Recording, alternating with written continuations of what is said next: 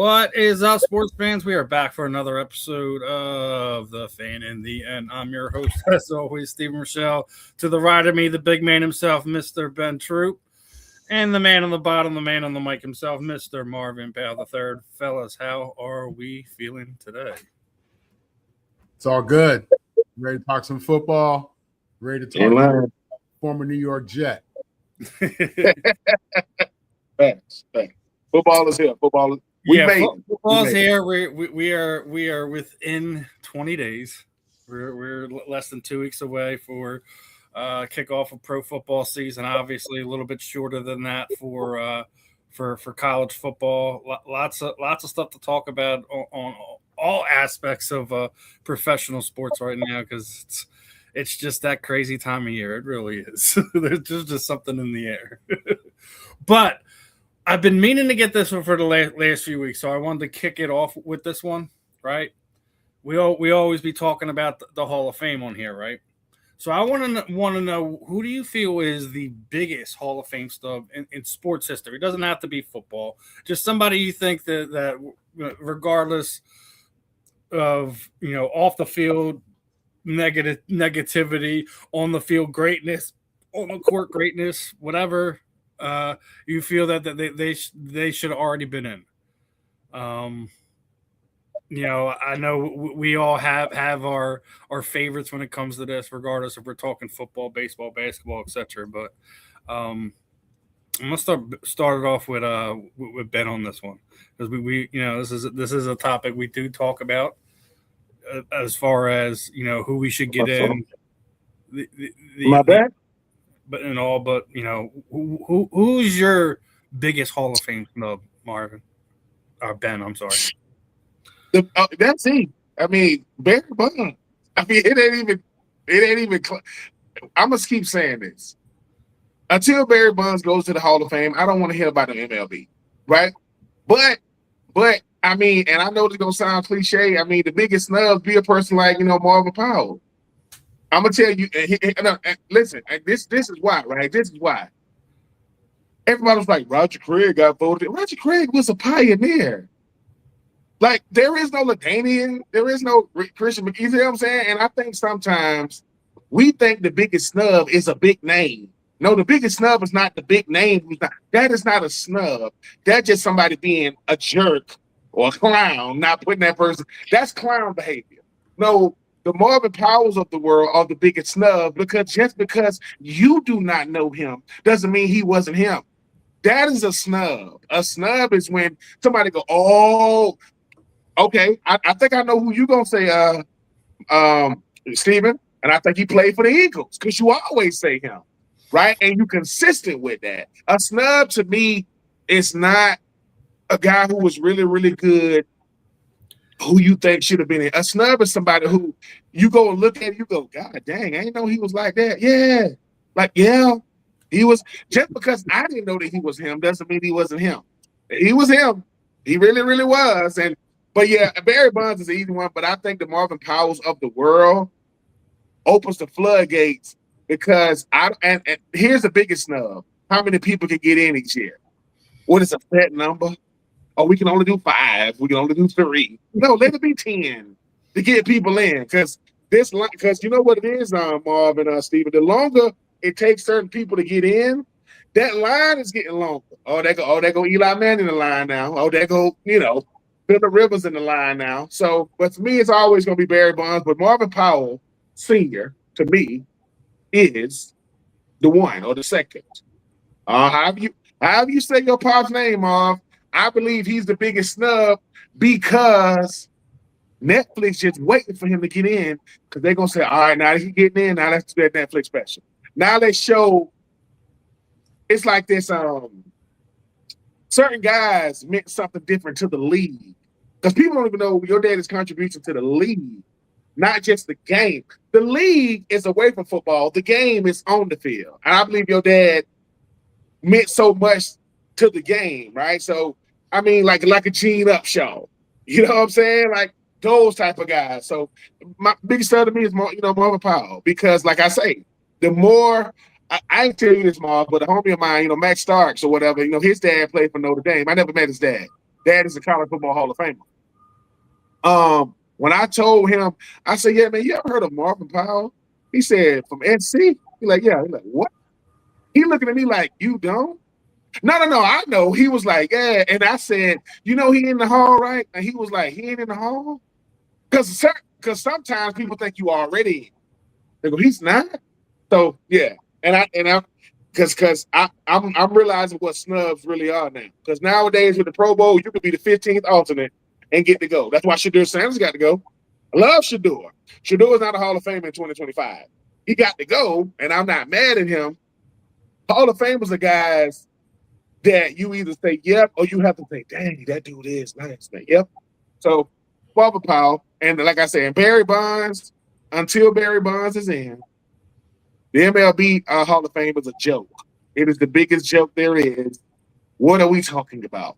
And I don't know if we're gonna get to it, but I've been watching your Phillies, Steven. I don't know what's going on. Y'all need to calm down. Y'all getting on my nerves. And Schwarber's really getting on my nerves. He's really getting on my nerves.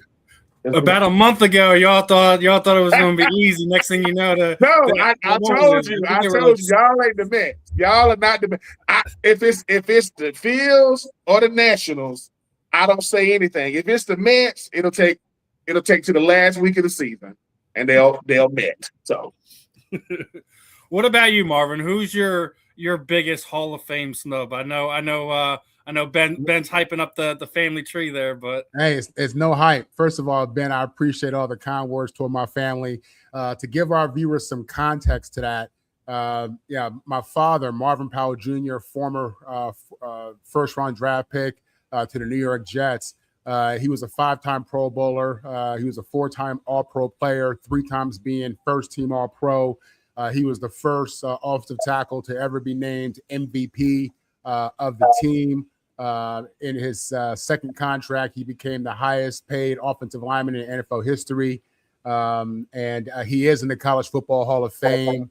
And he was a senior finalist this past season. In regards to just like, and then in 1981, when Seagram 7 were giving out their Position of the Year trophy, he was the #1 offensive lineman in the NFL. His comp in regards to Pro Bowls at 5 and first team All Pros at 3 is current Hall of Famer Tony Baselli, and he was the president of the NFL Players Association that led to striking 87, working toward getting benefits for the players, which they benefits in free agency was what he fought for, which they ultimately got. So yeah, his contributions were tremendous. And, I do believe, like Ben, that he belongs in there. And again, just thank you for Ben, because you're somebody who had a relevant career. You have a voice and you have many platforms. So I thank you for that. A player who I would say whose last name is not Powell would probably be Pete Rose. You talk about a crime. You forgot. You talk about a crime. It is. You shouldn't even have a Hall of Fame if Pete Rose ain't in it. Okay. For youngsters, now listen, when I was a young kid living in New York, this is before Derek Jeter got there. The Yankees were suffering. That was my squad. You know what I'm saying? We were suffering. But this, I saw the end of Pete Rose's career. You know what I mean? I saw him transition into management. Then I saw him get taken down because he bet on his team to win. You know what I'm saying? He bet on his team to win.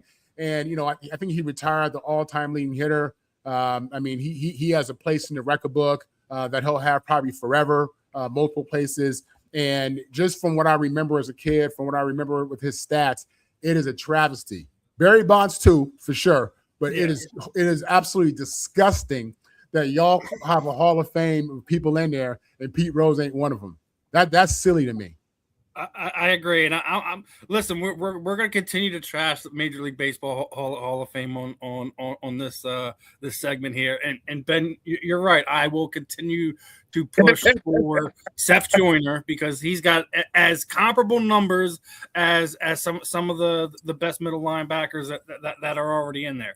But as I said, this is going to continue to bash on the Major League Baseball Hall of Fame. You each had your one. Ben's sitting there saying Barry. Well, I got 3, and I forgot, and I apologize for that. Marvin Powell was always being there. Barry Bonds and Fred Taylor, man. Fred Taylor is the greatest Jacksonville Jaguar ever. I love Tony Baselli. love to sell it. But I am telling you, sometimes, right, it ain't gonna always be the way everybody. When people say, "Why you always saying Seth Joyner?" See, go look at the numbers, bro. Go look. No, listen, numbers are part of it. That's a part of it. How you played is the other part. Yep. And the third part is ask the people he played against. What? Ask them. Because people say that kind of stuff don't matter. So why we got the top 100 now? If that don't matter, why do we got the top 100? Why is that important? Because it's voted on by the players. Yeah, so and like I say, as when people say, "Well, Ben, you only saying this because you ain't good enough to be in the Hall of Fame." No, Mitch, I'm supposed to say this. Like, I ain't got no. I know y'all don't get. Listen, I went back to the doctor again, and they said, "Mr. Troupe, yeah, your results came back in again. No hate in me." They checked the blood, baby. Hate for what? You know what I'm saying? Like, I want to be able to say, "Hey, not if."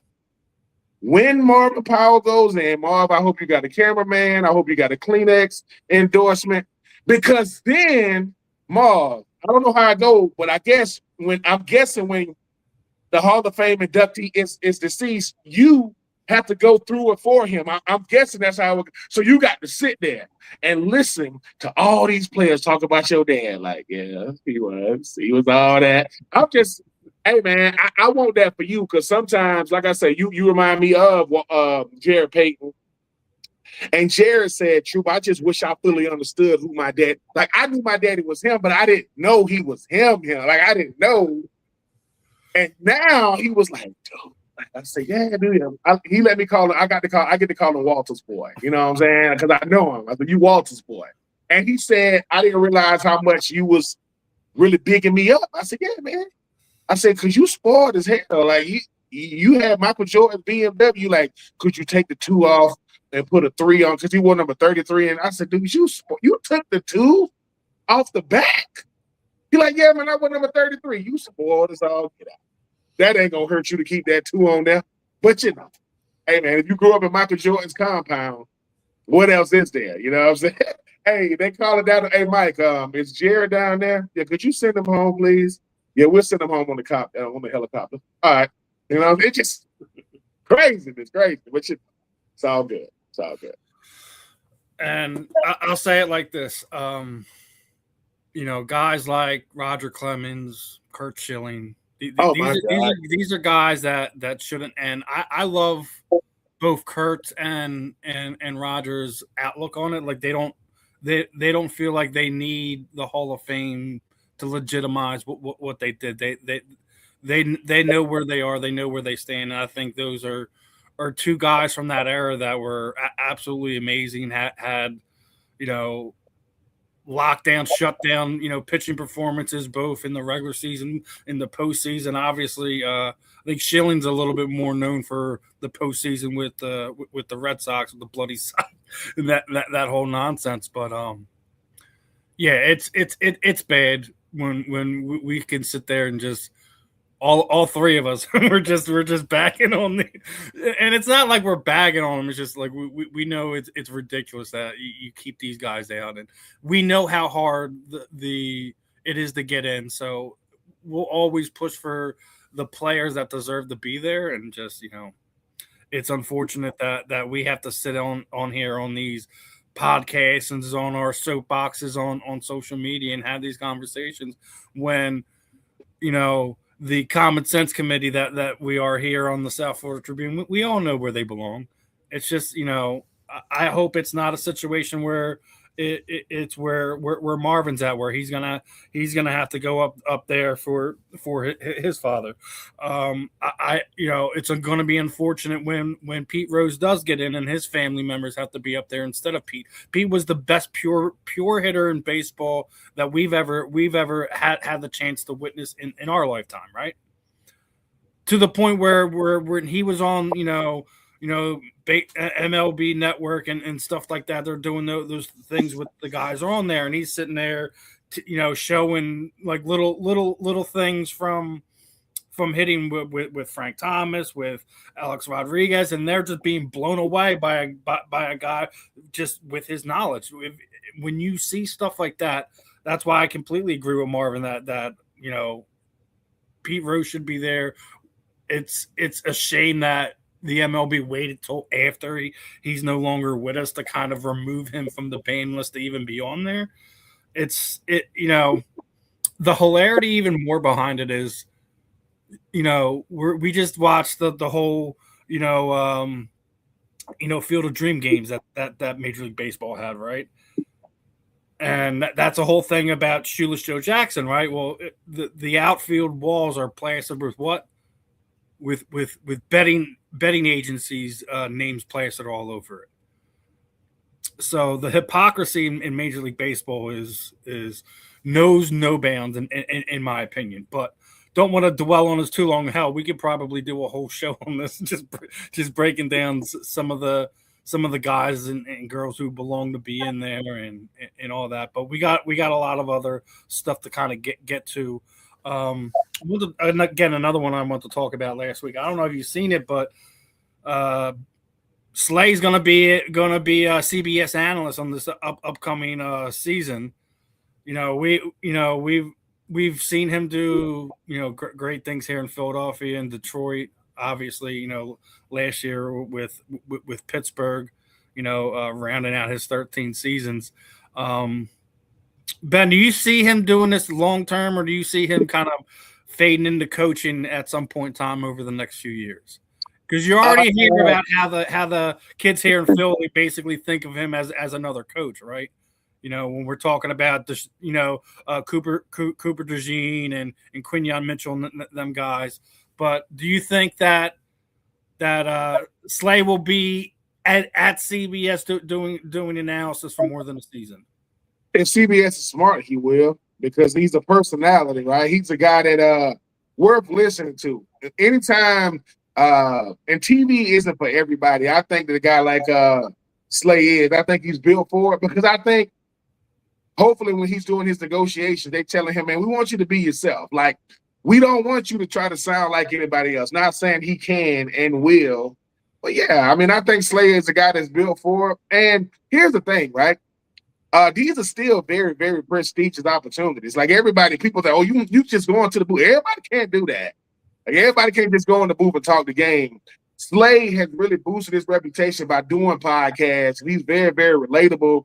He's a down-to-earth dude that was just a beast on the field. Like, he's a guy that, whenever you can paint pictures with your words, which is all analytics is, you got to be able to paint pictures with it. I think he does a good job of it. And like I say, Slay is always going to hold a different level of respect in my heart. But when he was going through his contract negotiations, I was living in Brunswick at the time, and he's from there.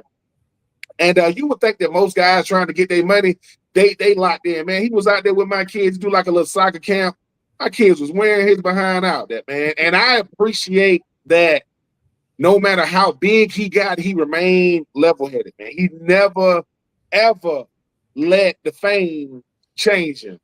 And I appreciate it. I mean, his agent, Drew Rosenhaus, is out there. And obviously, I knew Drew. Drew was a guy that really, really recruited me heavy when I was coming out of college. And I think the thing about Slay is Slay gonna let you know how good analytics can be when you add the theatrics to it. When you say that, because a lot of those guys he played against, especially the receivers. So yeah, I think it's gonna be good. I'm happy for him. It's something about these former Eagles, man.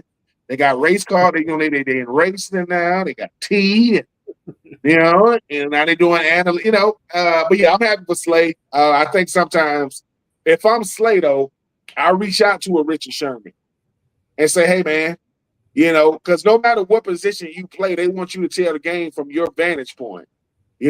Defense and being on the island, being a lockdown corner, being a guy that can take away a team's other receiver, schemes and different things. But yeah, I'm looking forward to it. I'm happy for Slay, man. And like I said, everybody, it used to be players leave, they stop playing, they go into coaching.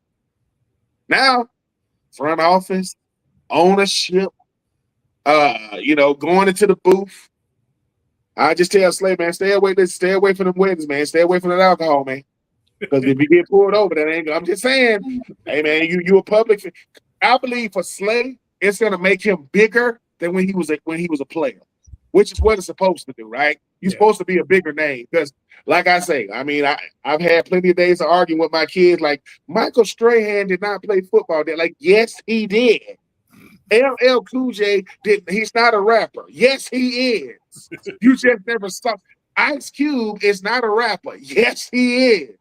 You talking about the guy that did these? You talking about the guy that did Friday? Yes, but he's been doing this so long. You know what I'm saying? So, hey man, shout out to Big Play Slay, country boy man from the coast of Georgia, doing big things. Man, I always happy for that young. Yeah. What do you think, Marvin? You think good move by Slay, but do you think he's going to be at CBS doing pregame color commentary type stuff, or do you think he's gonna quick pivot to coaching at some point in time over the next few years? If he did the coaching, it probably wouldn't be in the NFL just because of the schedule and the reality of what that life really is. Those guys get paid. There's some money there, but I would believe that in his career, he got a pretty nice bag. I think that the doing the podcast and doing the CBS thing, I think that's really the move that makes sense. Even though that is work, it's not like coaching. You know what I'm saying? It's a situation in coaching. You know what I mean? Mm-hmm. I could see him doing the Deshaun Jackson thing. Because that's more really just truly giving back. You know what I'm saying? When you at the HBCU and the smaller schools, you in it just to impact kids. You ain't doing that for the money. You know what I'm saying? And he's probably, as I said, just based on his career, he's probably done enough to be able to really decide and pick and choose how he wants to retire. I think that the microphone is probably the easiest transition that makes sense. He's a bright guy, well versed.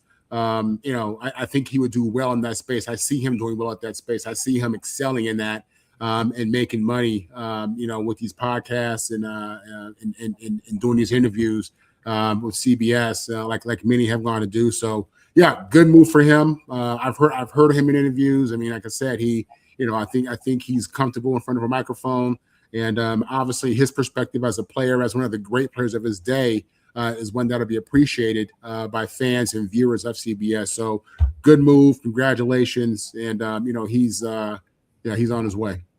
Yeah, happy for him. But I agree, if he does pivot to coaching, it probably would be HBCU, especially when you see what Lincoln Financial Field is doing.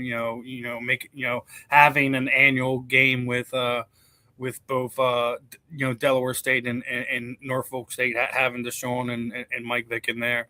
The fact that they're bringing more HBCU games to Lincoln Financial Field this coming season. I know they said they're doing one or two more outside of that one, and I wouldn't be surprised to see it, like you said, if he does pivot to go that way, especially with already having that relationship with Jeffrey Lowery and all that. So we'll see how it all goes, but I think he will shine in his role wherever he goes with CBS, and let's see what the future holds for him, because as you'd already said, smart guy, very comfortable behind the mic, knows what he's talking about, so just don't call him the D word.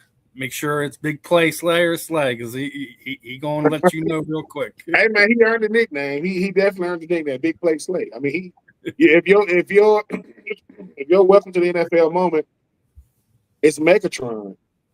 Yeah, you man, you've earned that big play, sir. You know what I'm saying? I mean, who you got every day? I got Megatron every day at practice. Yeah, crazy. Now we're gonna go to Cleveland, and the good, the bad, and the ugly. Let's start off with not the good, but something we've all seen coming. Obviously, Nick Chubb, decided he's gonna hang it up. Obviously, he's got two of the more horrific leg injuries that we've ever seen in pro sports. You gotta put up a warning when you put that up there, Lord. I gotta say though, let me ask you guys this: if he doesn't have those two serious injuries, one in college, one in pro, that he's probably on an NFL roster right now, given some defensive coordinators, night sweats. If I think it's 100%. just the decline in his physical ability to be able to do the grind of an NFL season is why he retired this offseason. But Nick Chubb is definitely not somebody could just easily shake off and forget. I think Cleveland's going to have a hard time replacing him. They've had a hard time replacing him as to date, considering the fact that they got a lot of stuff to worry about over there. But definitely looking forward to seeing what the future holds for Nick. Marvin, your thoughts on the retirement, and do you think if he doesn't have those injuries that we're still seeing him on a roster this season? Yeah, Chubb was one of the best college running backs of his day when he came out of Georgia. When he was healthy in the NFL, he was one of the better running backs in the NFL. He's played at a high level at every level. The only thing that slowed him down and stopped him was injury. The human body wasn't made for football, man. And the fact that he was able to overcome so many serious injuries and come back strong and not just play in the NFL, play 8 years in the NFL. Okay, that's a long time, y'all. You know what I'm saying? Like when the average dude like me after 3 years is out, you know what I'm saying? So, thank God for sports science, because if he had played in the 60s and the 70s, he wouldn't have made it this far, man. But nowadays, you tear your ACL, your MCL, what used to be considered, I blew my knee out. Now they can fix that and you back in 6 to 9 months. You know what I'm saying? Seriously, that's just the value of living in the future in present day. And but no, he absolutely would be on a roster. That boy ran hard. He was an old school back. He ran. He was an old school player. He's 3 yards in a cloud of dust type of dude. And I enjoyed. I had a true appreciation for physicality, the way he played, the way he finished runs. That kind of stuff means something to a blocking fullback like me. So man, congratulations on a great career, college and pro. Congratulations on making it to being a vested retired player in the NFL. I believe he's already in the Georgia Hall of Fame, or he was just listed as one of the top 100 dogs. Something. He's already been listed at Georgia as being a Hall of Fame within the University of Georgia. Put it like that. But no, he was a dog for real. And again, I'll miss watching him play. Ben. Yeah, Nick Chubb. There's so many great things to say about this younger man. I think his family got like Chubb County, like in the state of Georgia, like what his family meant to the state of Georgia. Went to the University of Georgia. At one point, he killed. Him retiring, he brought a lot of things to an end. At one point, it was Ty Gurley, Nick Chubb, Sony Michel, and DeAndre Swift. That was their first, second, third, and fourth back. And then it was Nick, Sony, and DeAndre, and Nick Chubb. I'm never gonna say any one of them was better than Ty Gurley for what he was able to do. But Nick Chubb, if he never gets hurt, you can double them numbers. He gonna be 13,000, 14,000 yards, because the fact that he still, I thought that when he did what he did in Tennessee in college, I thought his career was over. I'm like, dang, man, came back. Then it happened in the league, came back. And Nick Chubb is the reason why you enjoy football, man. Certain guys, they just built different. These guys are guys like Nick Chubb and another Georgia Bulldog that had 3 straight ACL, Thomas Davis, that played for Carolina. I don't know what it is about them Georgia football, them dogs, man. They gonna definitely give it all they got. But Nick Chubb, man, he was an incredible player. And I think for Nick Chubb, he went to a place in Cleveland where all they had on offense. They didn't have much else. And if he would have had any type of help, who knows how long his career would have been prolonged. But to retire and be acknowledged by people you never met, I think that's something else, man. That's a high level of respect. Because there are a lot of guys that retire on social media. No one says a word. Like, you still play? You play in the NFL? You? Nick Chubb, it was like, oh, man, he gone. So, he will be missed. I know that AFC North happy he gone, because he used to give that AFC North fits. The Ravens, line them up. You know what I'm saying? Pittsburgh, line them up. Cincinnati, line them up. But no, Nick Chubb and his career at Georgia, being a second-round pick, having the career he had. Yeah, man. If he ain't in the University of Georgia Ring of Honor, he should be. And I'm just happy that, what I'm looking forward to seeing what's next for him, because I think he ended his career at the Rose Bowl. They lost that national championship, but the greatest Rose Bowl is obviously, and I know Marv don't like it, Texas and freaking, SC. But number two, you keep picking that scab every week, man. No, I'm saying, I hate when people say that was a great game. I was there. I hate when people say it was such a great game. It was such a great game for college football. No, it wasn't. No, it was not. It was one of the most horrific. Listen, I cussed the lady out in that stadium, and I'm still ashamed of that. I was wrong for that. No, because that's not who I am. I don't do disrespect. But I was very emotional after that game. The lady went up to me and did that, and I said something to her that I shouldn't have said. It was wrong. I was wrong. You know what I'm saying? Go ahead. No, what I'm saying, because listen, I'm 28-3, no matter what. People like, we talking about comebacks, man. No, I'm saying Nick Chubb got his moment in college, in the Rose Bowl against Oklahoma, Baker Mayfield, you know what I'm saying, and company. And Andrews and those guys. So, yeah, man, I'm happy for him because his family and his family lineage in the state of Georgia should be documented, man. It's serious, like what his family meant to that part of that little patch of Georgia that they from, Chubb County. And I'm happy for that youngin', man. I mean, because like I say, I'm just going back to that Tennessee game, and when I saw it, I'm like, oh no, that's it. It's almost like when it looked real similar to like, when Sterling Sharp injury. It was nasty. But he came back. And like I say, when people want to know how much football means to a football player, look up guys like Nick Chubb. Look up guys like Ronnie Lott, cut his finger off thumb. You know what I'm saying? Like, people like, why would you do that? Because this opportunity, this is who I am, bro. A football player look at it like this. I'm a player till I say I'm not. I know the game might pass me by.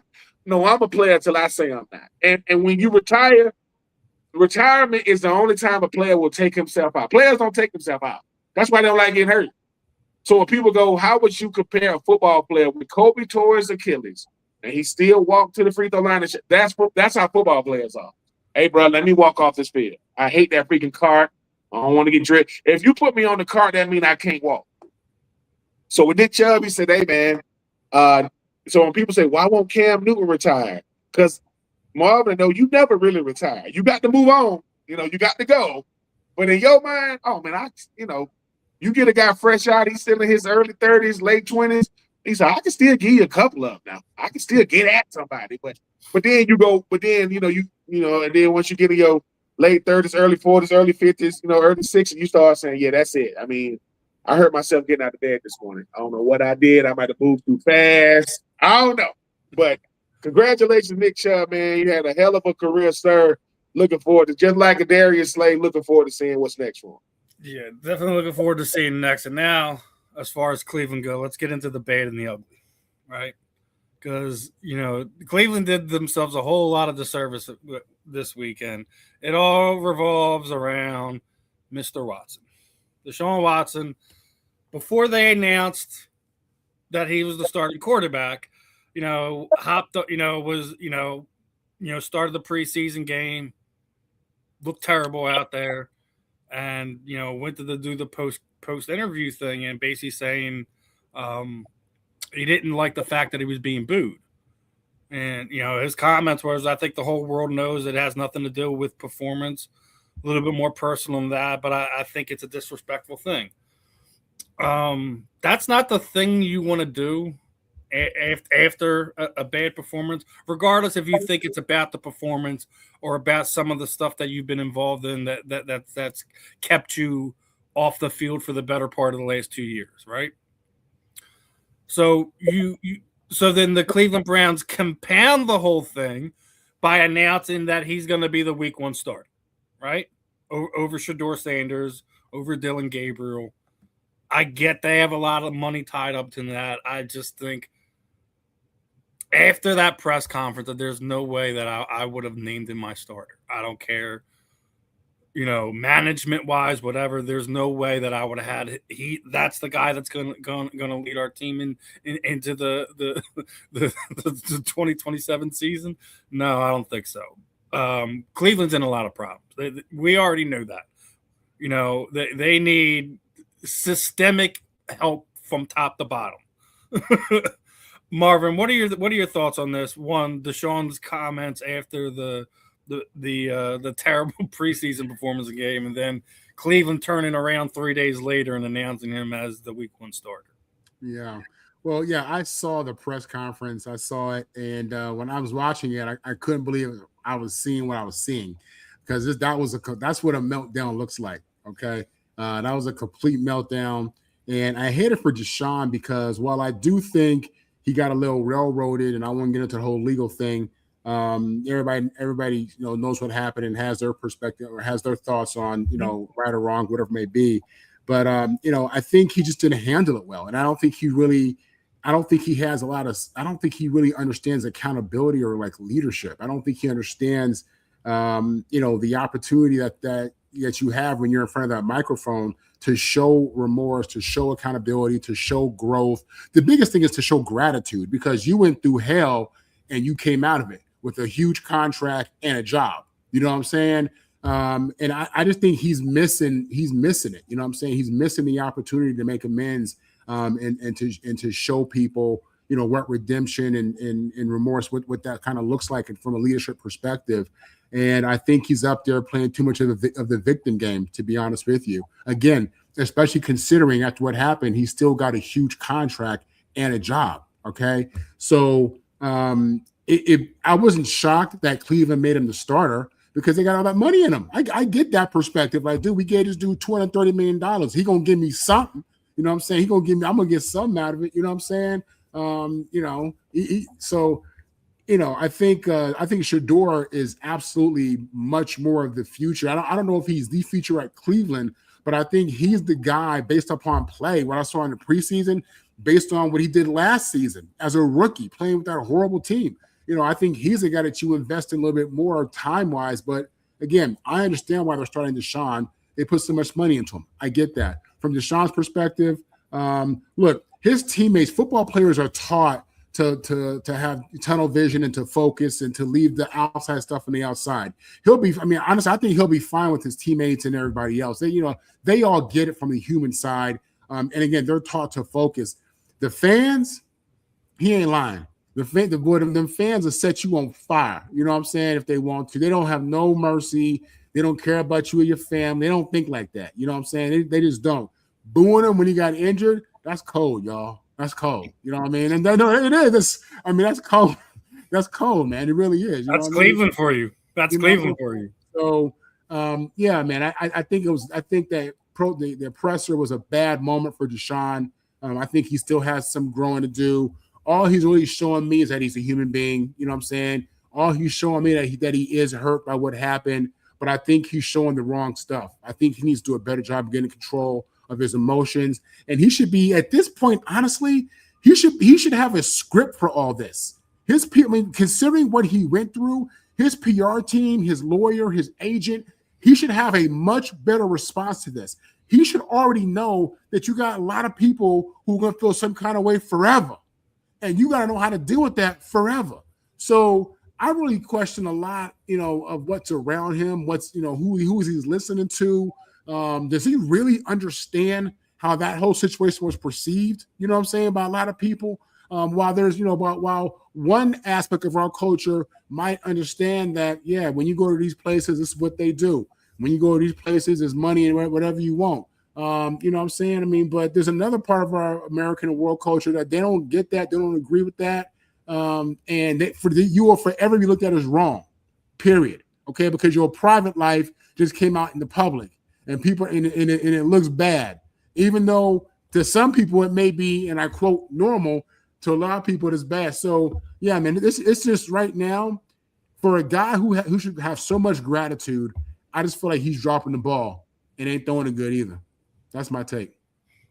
Ben, your thoughts on the press conference and the announcement that Deshaun Watson's the Cleveland's Week 1 starter?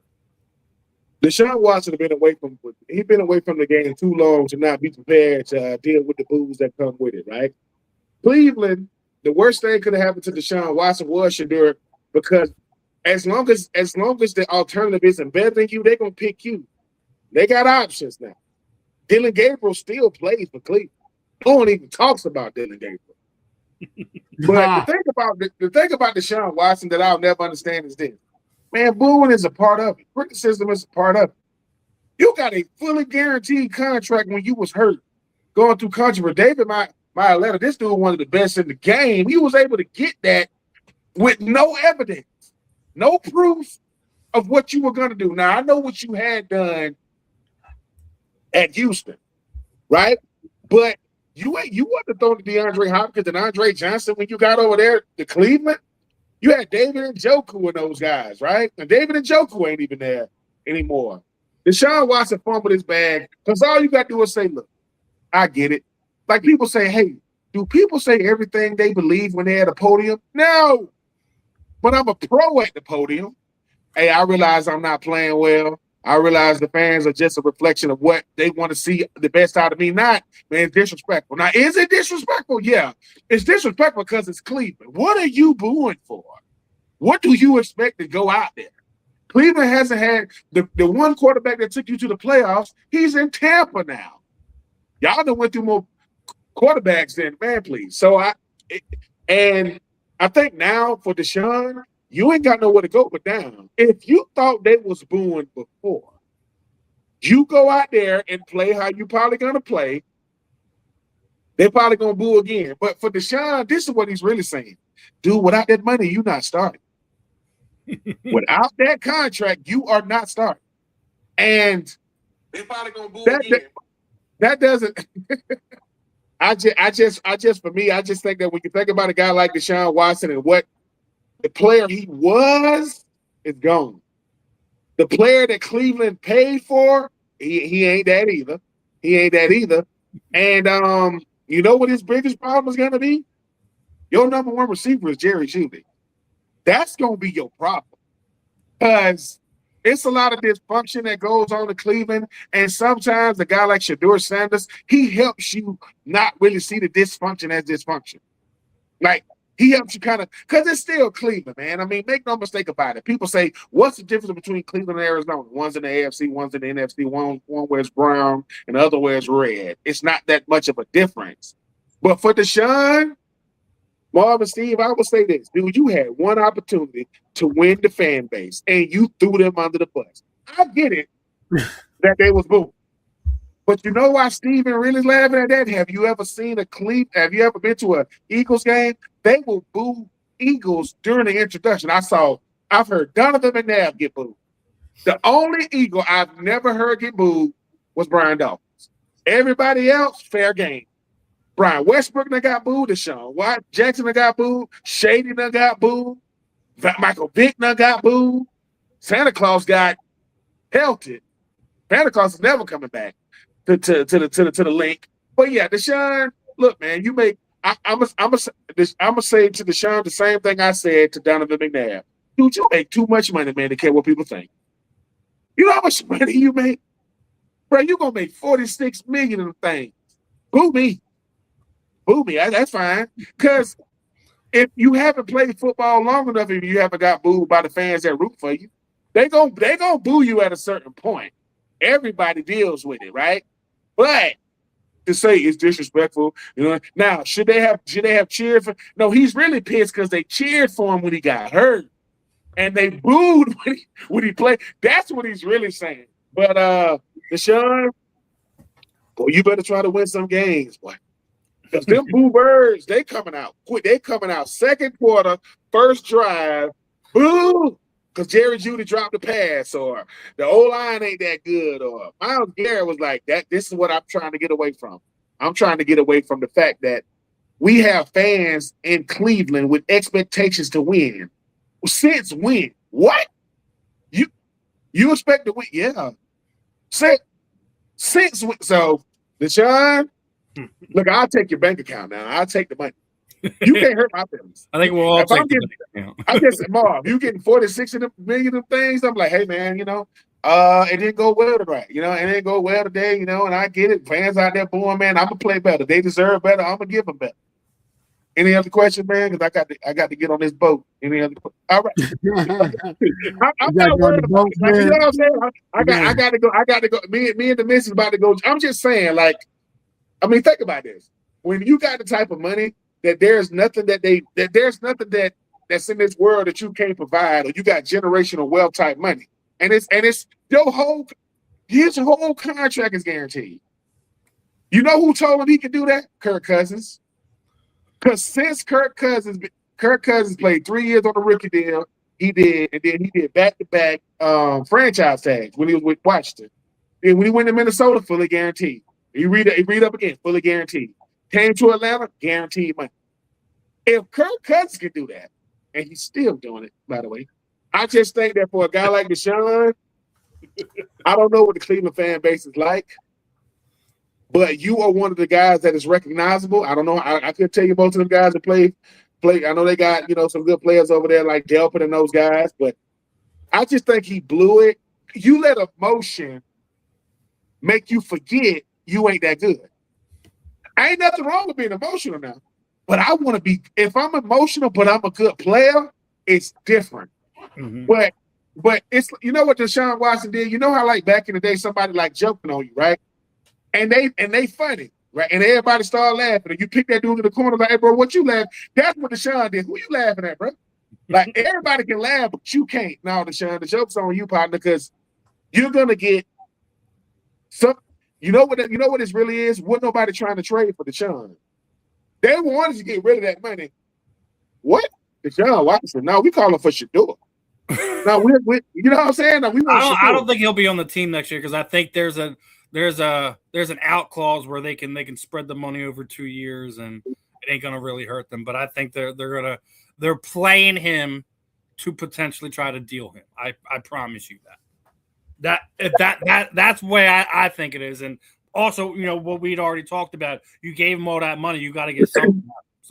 So I mean, I'm just saying, if Kevin Stefanski wasn't married to the if his wife wasn't a daughter of the dude who Deion threw the water on back in the day, he would have traded for Shador. Mm-hmm. Think about that. You got a Sanders back in Atlanta and playing quarterback. You talk about selling tickets, what? But that they don't make good decisions in Atlanta like that. And we do things like they don't do that. Let's slide on to the next one, and we just dealt with the bad of Deshaun Watson. Now we got to deal with the ugly of 49ers owner Jed York. Obviously, less than 6 hours after his divorce was finalized, he was arrested in Cleveland. I think everyone knows what he was arrested for now. We don't have to kind of dig into that. I just think it's weird. Don't you find it funny how media reports on these personal issues between athletes, how it differs when it's the ownership? There's a big difference. And look, everyone has their comments and taking their jabs at Jed at this point in time. And listen, man, I'm not gonna beat the guy up completely over it, but like, I think there's better ways to go about getting what he wanted to get accomplished than what he did. But there's a big difference on the way the media reports on ownership compared to athlete. And there couldn't even be more of an example of what we've seen this week. Jed is just one example. The other is Ed Oliver in Buffalo, right? Obviously, I think we all know the situation now. Like, he had an unfortunate situation back in June where, one of his children is no longer with us, right? Mm-hmm. And guy I had on the show, Tony Farmer, had kind of broke the news last week that, there was still an open investigation and all this other stuff. And he's being buried by everyone on social media. Josh Allen is calling him out and everything like that because he reported on on what was going on that both Buffalo, Ed, or the NFL hadn't made any statement on.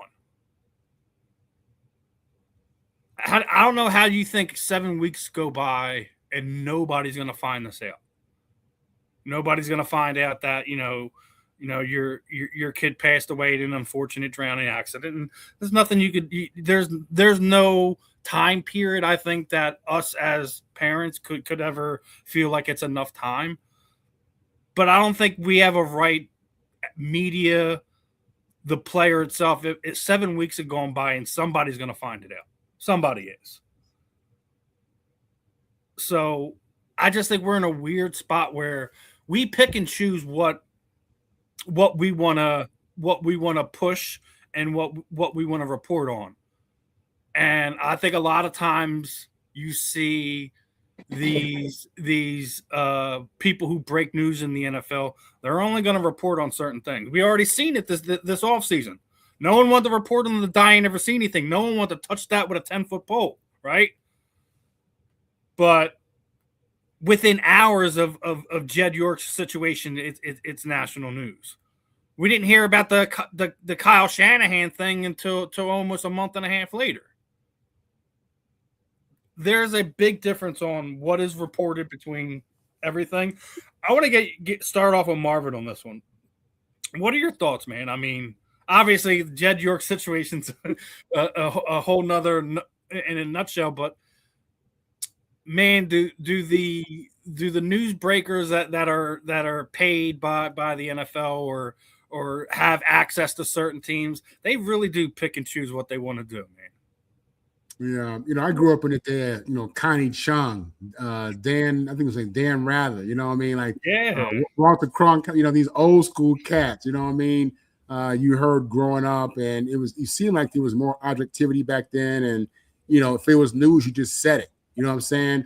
And back in the day, you didn't get into the lives of athletes. People didn't talk about Babe Ruth and how he was living, Mickey Mantle and how he was living.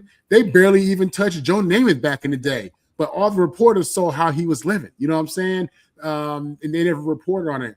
I think in the day and age of social media, where it's all about getting into people's private lives, people do that. It doesn't matter if it's good or bad. That's what they do. Like you're saying, Steve, depending upon who you are, if the media respects you, or if you're somebody who's in a certain level of society, you can be protected.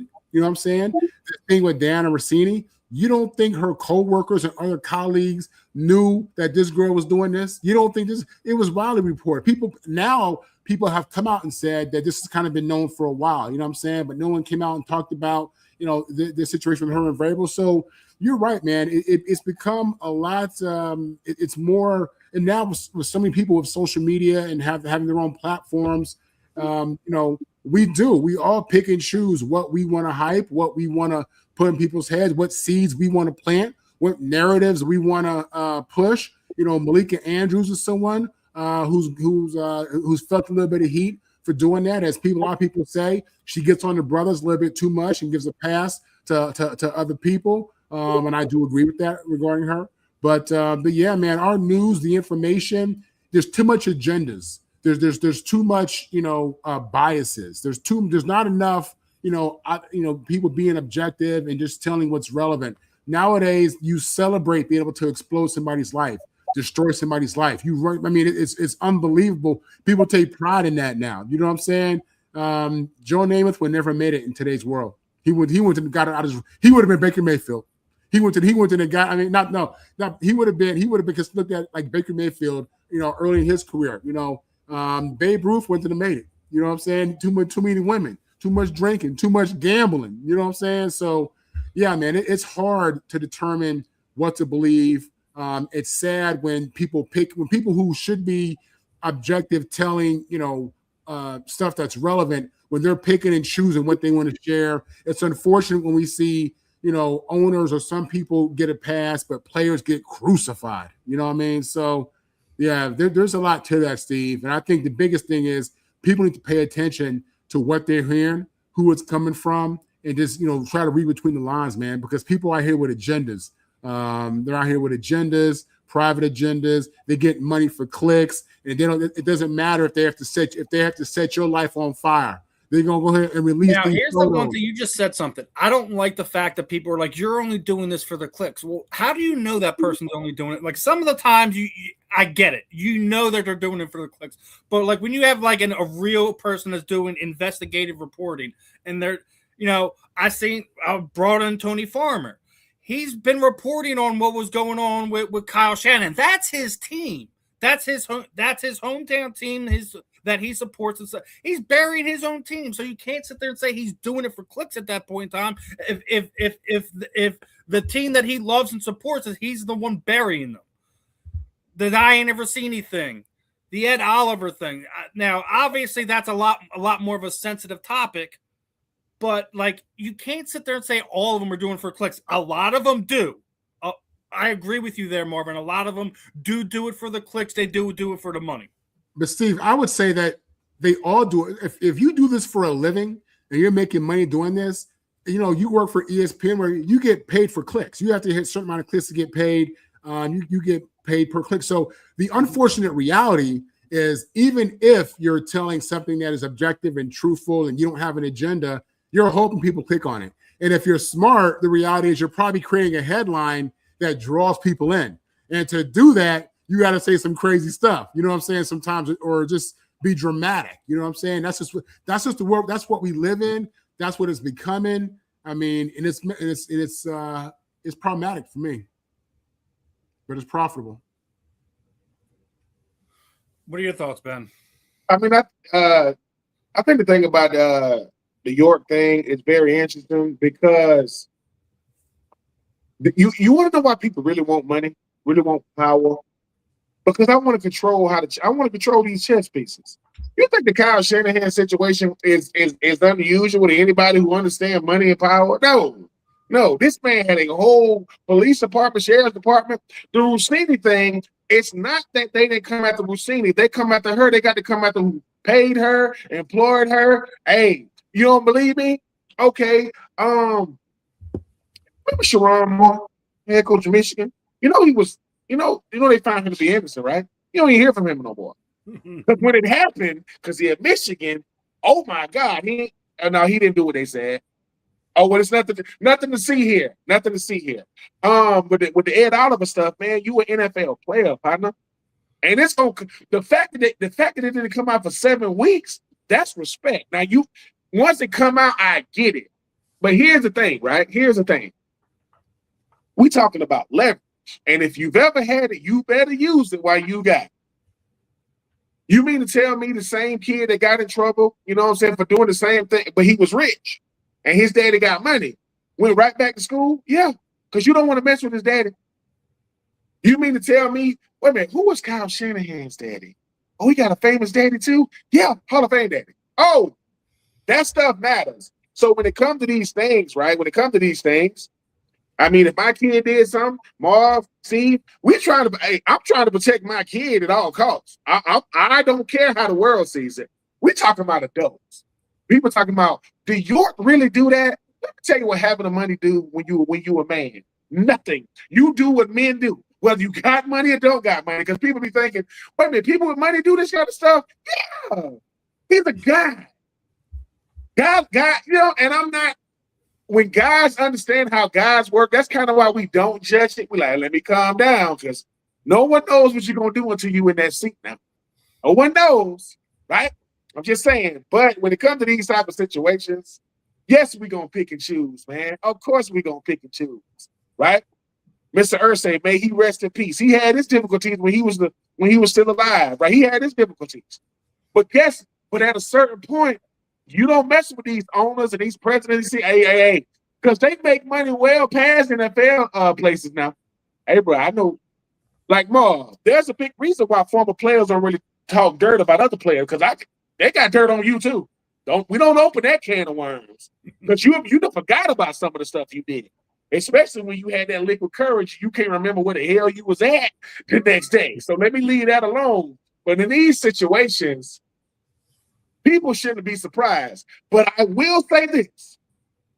When that pendulum swing a little bit, and maybe the people in power start looking different, have a little melanin in their skin. They might be the opposite gender. Treated the same now. Because, see, sometimes I want to be treated good when I do bad. That's what we really talking about. Can you treat me good if I do bad? Can I sway you with my influence? Because everybody, look, people going to make mistakes, man, but it's not going to be even, right? You know how I know it ain't even? People forget all about what Ben Roethlisberger did when he was in Millersville, Georgia. They don't even talk about it, do it. It happened. They don't even talk about it. They don't even talk about it. Like he didn't do what he did, right? Because I'm going to keep saying this. It ain't what you say, it's who said it. It ain't what you do, it's who did it. Because ain't that what we say? You hear somebody say, this bad situation, hey man, who was it? Oh, for real? Depending on who they say or who did it, gonna let you know, oh, ain't nothing gonna happen. Why? Well, I mean, wrong is wrong, right? It depends. Bad is bad, right? It depends, right? Because it's like this. If we work at a big company and our boss did something, salacious or nefarious, depending on his position, we're going to be like, oh, man, and when he walk in, like, how you doing, sir? You ain't going to say a word because I'm trying to protect something. So I'm not surprised. It's just, even, look, you know what's crazy?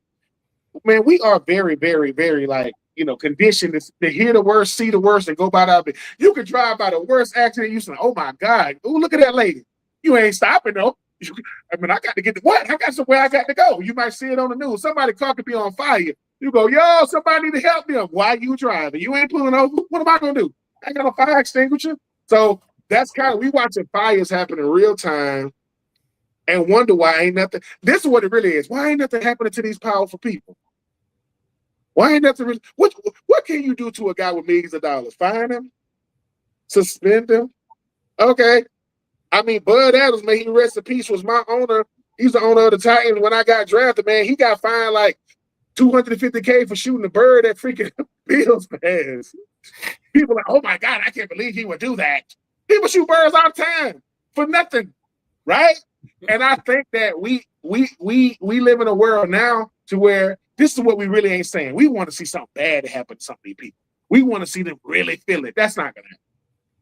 Because guess what? If the person that's willing to discipline ain't got enough power to the person they're giving it to, or they going to get you for that. They're going to be like, oh, you really going to lock me up? Yeah.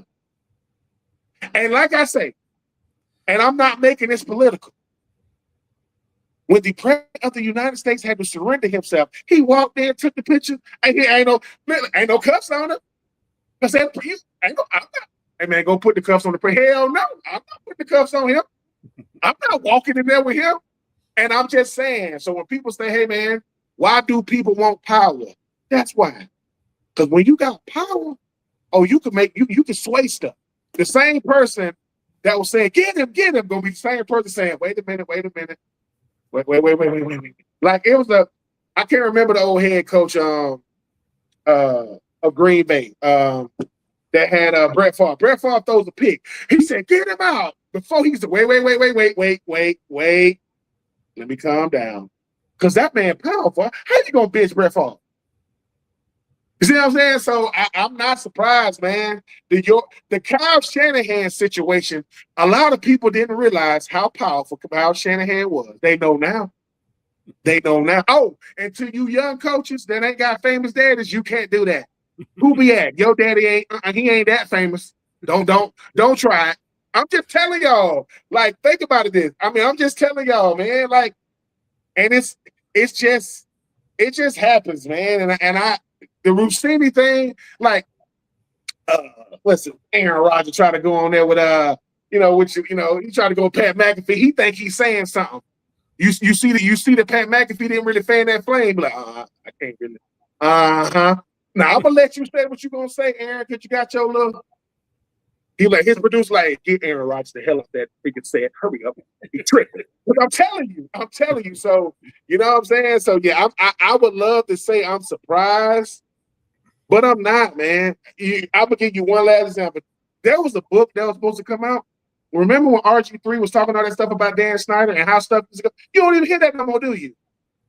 That all went away. I got how he did me and John Gruden's brother and all the stuff that was going on. Dan Snyder sells a team. RG3 goes into the booth, and it never made it to Amazon Books, did it? Never made it to Barnes & Nobles, did it? Because they told RG3, listen, bro, you could put this book out, but your career is over. You better sell 1 million of. And I'm telling you, I'm not saying RG3 is wrong. He chose his career and whatever. But I was waiting on the book to come out. Like, and so remember when John Gruden had all them emails on all that dirt? They got rid of John Gruden, and we never saw the emails. So once again, not to make it political, but people say, hey man, why didn't it come out? Oh, that implicates a lot of people, boy. These emails, it's a lot of owners on them. That ain't coming out. That ain't coming out. So I'm not surprised, man. I hate to say it. I wish I had that type of power, man, that I could not so I can F up and not get in trouble, but kind of I am. I wish I could. Like, think about it. You know something about me. It's like this. And we all got family members, man. And I'm not making it like your sister, she getting into it with her husband. And she tell you, come over here because he saying all this, and then you don't go, and then she show up with him holding hands at the family reunion. You're like, what the?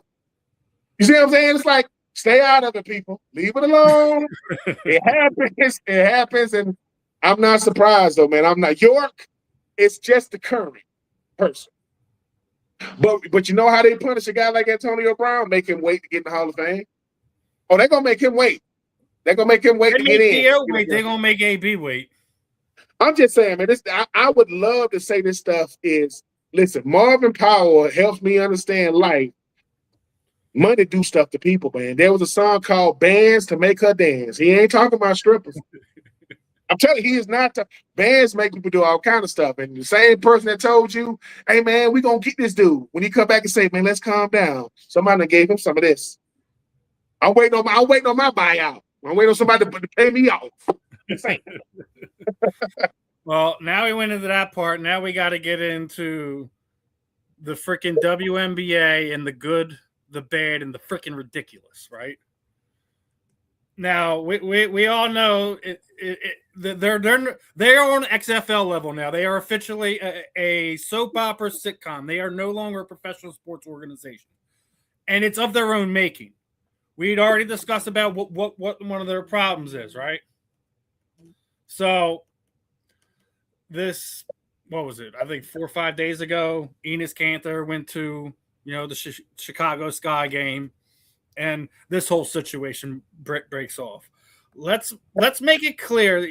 He paid for a ticket. He told them he was going to be there. It wasn't like he just did we all know what was going on there. Wore the shirt, didn't engage the player. After a timeout was called, Miss Cloud decided she was going to go over there and kind of give him her 2 cents. They have said what was said between them wasn't really, anything that he was kind of bringing up. But the fact that now he is now banned from Chicago Sky games for being yelled at for wearing a T-shirt is absolutely ridiculous. Even Linda Cohen had something to say about it. Basically blames Natasha Cloud for the whole incident. If she doesn't go over there, there is no incident. If she doesn't go over there and starts chirping at him, there is no incident. Is he making something that we obviously know about him? Yeah, he did. But not to sit there and say he's wrong. It's just his approach wasn't that great. I'll say it that way. But then Natasha Cloud's post comment after the whole thing left much to be desired. They are a full-blown, reality TV show at this point in time. I can't consider them a sports franchise. For multiple different reasons. I want to start off with Ben on this one. Do you think Enes Kanter went about this the wrong way, and is he basically being punished for wearing a T-shirt at this point in time? I don't want to say he went about the wrong way. I think that he misjudged the popularity of the WNBA. If this the old WNBA, this don't even make the news, but this is the new WNBA, and he's helping them. He's helping the league by, number one, Ennis, you showing us that you wasn't that big of an NBA player because you taking a lot of interest in this, right? But number two, right? It's Marv. We talked about exposure and publicity, right? I got to take it how it comes, man. Sometimes I don't get to pick it. And for the WNBA, you got all these people saying, "Hey, leave the ladies alone," right? So people coming, they better find a way. They better find a way to use this momentum because the WNBA does not like their commissioner. They can't stand that lady. Right? She doesn't, But here's the thing, right? Here's the thing. Is this the same lady that can't even tell us what a woman is? It's the same lady, right? God. It's not just her. They had 20 members of their organization sit down, have a conversation. They couldn't define what a woman was. You know what? And I don't do conspiracy theories. I don't. But I would not be surprised that 10 years from now, this wasn't planned. Hey, Ennis, hey, Royce. Hey, man, we appreciate it, man. How y'all? Because we never know what these strategies are when it comes to it. But look, the WNBA, people talking about you. But I'm going to tell you what else about to happen. Football season is here. They better do something. They better do something. Because these ratings finna go, it's finna go like that for a lot of sports not named college and NFL football. So, look, you better get all the ratings you can. Because Florida State, not giving them plug, but they play on Saturday night. Which means I think they might have a game on tomorrow night as far as like the official kickoff, week 0. So if you are the WNBA, while you want to have counsels about what a woman is, you need to have counsels about strategy because people are talking about y'all. And it ain't just about Caitlin Clark or Angel Reese. They're talking about the WNBA. Find a way to use this. Now, I don't know what Ennis and Royce and them guys thought was going to happen. Yeah, because here's the thing. I'm going to keep saying this, and I'm not trying to make this an issue. Right? There are zero trans women in the WNBA. Zero. Like, zero. None. Right? There's zero last time I checked. Right? Let's not make non-issues issues just because somebody brought it up. And here's the thing, right? And I don't like this. Ladies, please be careful. Stop trying to pick fights with men when you know that's not going to be a fair fight. I'm not saying Ennis don't do anything, but they grabbing him like he stood up and stuck his arms out. Who you think you? That's like a regular 76ers game. What, we talking trash? But hey, now he's banned from all arenas, so he can't go to none of them. But yeah, it's the WNBA doing 2026 could have been listen, y'all got a new CBA, y'all got players making over $1 million, but y'all still don't cater to your superstars. It's like I don't know. Maybe back in the day, man, when I first started talking to women, man, I ain't get the signals either. I ain't get it. I don't know. I ain't know if they trying to holler at me or not. I did learn how to stand on the wall. That way she's looking at me in the club and not the dude behind me. That's a totally different story, though. I thought she was looking at me, Mom, and she walked right up on me, and I go, "Oh, you looking at the dude? You couldn't even see him." Anyway, that's another story. But the signals when it comes to the WNBA, you better use this to galvanize the public because them eyes are about to be elsewhere quickly. And they making it more about the antics, though, than the game. Because Angel Reese has been balling lately. But guess what? No one wants to talk about when the players do well. They want to talk about Cloud and now, do I think Ennis is a clown? Yeah. Do I think Royce is a clown? I don't think they care about that, man. I don't think they care about being in the WNBA at all. I really don't. But come on, man. This ain't the hill you want to die on, Ennis, man. Ennis got enough problems. He can't go back to Turkey. Can't do that. He sure can't do that. Nope. Ennis, sit your behind down, man. I'm just saying. So, but I hope the WNBA finds a way to make it work for them. It's just WNBA, let me tell you something. If y'all are on the rundown, on the fan in the end, you're doing something right. Because you wasn't on previous episode. You wasn't on the early episode. So I give them a lot of credit. If we talking about them on these platforms, man, they doing something right. But my thing is this, though, Marv. My thing is this, though, Steve. What's going to be the next antic to get us to watch? Because it's about the antics that people are watching. Now, the people throwing whatever you throwing on the court, now that's the green D's, and that is now the 11th time this season that has happened. That's whoever a, is that's doing a, this it's needs a, to stop. listen, listen, I'm gonna say this. Either these fans are weird or they freaky as hell. Y'all some freaky little fans, bro. I'm for real. Like, you know what I'm saying? Like, wait, is it a sale on them? Is Bezos just giving them away? Because I'm like, who is throw? You had it in your bag, bro. They let you come through The last year was the Lakers fan. He was wearing a Luka jersey. I'm just saying, man. I'm just look. If that's what you're into, but bro, keep certain things to yourself. Like, hey man, it's they rained it down on us in here.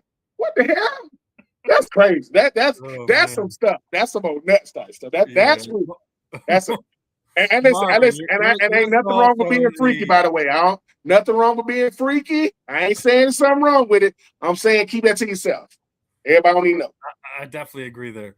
Marvin, your thoughts on the absolutely ridiculousness of the WNBA this past week? You're on mute, brother. You're on mute. Sorry about that.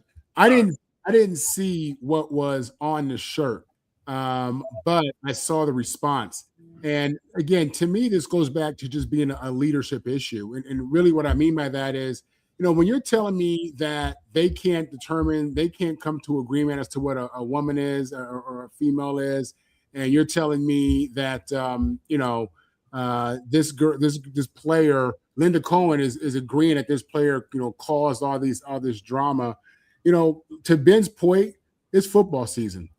Y'all about to suffocate. You know what I'm saying? And I think what's happening as well is I think people are getting fatigued. Fatigue. They're tired of having to address issues of what is a man, what is a woman. When for the first however many thousand years that we've been on this planet, that's been well defined. You know what I'm saying? And now we're getting into rights and people want to be free and I'm not knocking none of that. Live your life.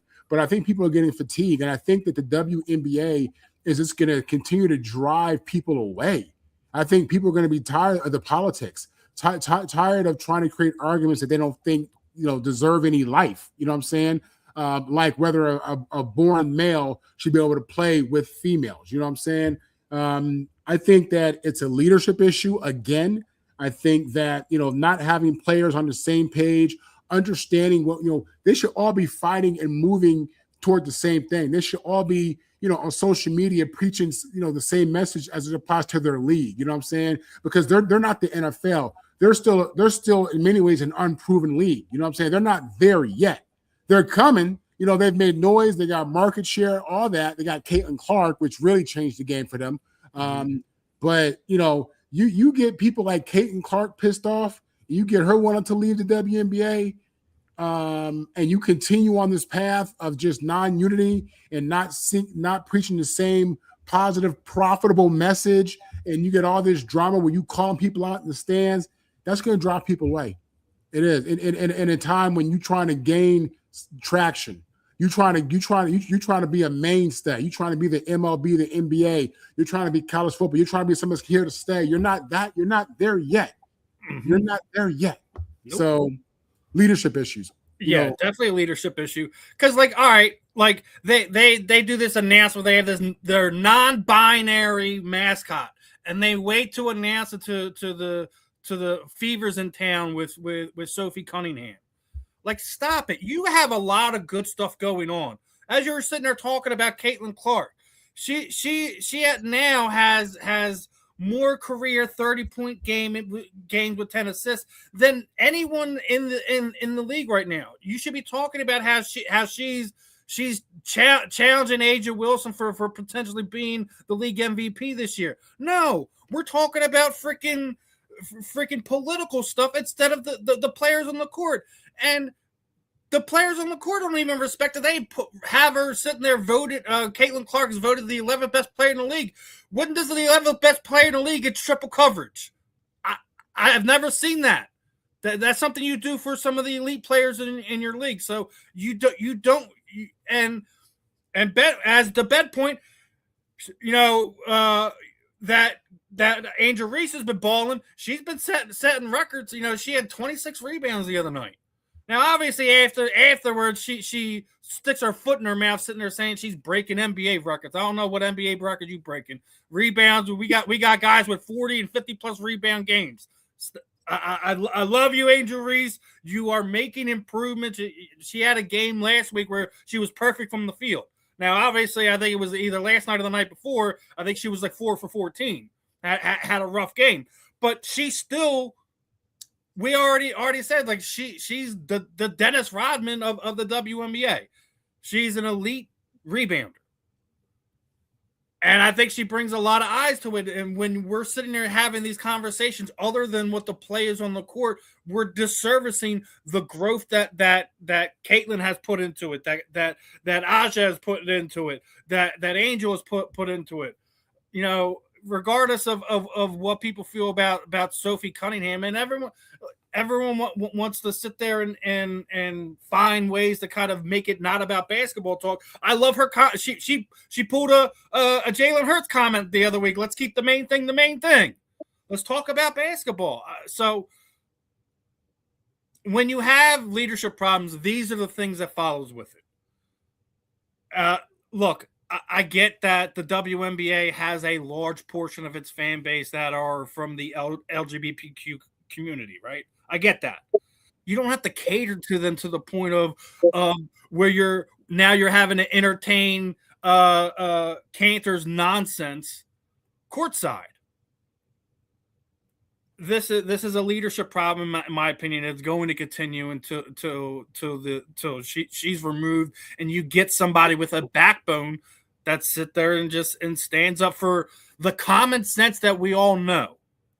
There should be no biological male in any women's sport. It doesn't matter if we're talking the WNBA, if we're talking cross-country track, swimming, golf. I don't care.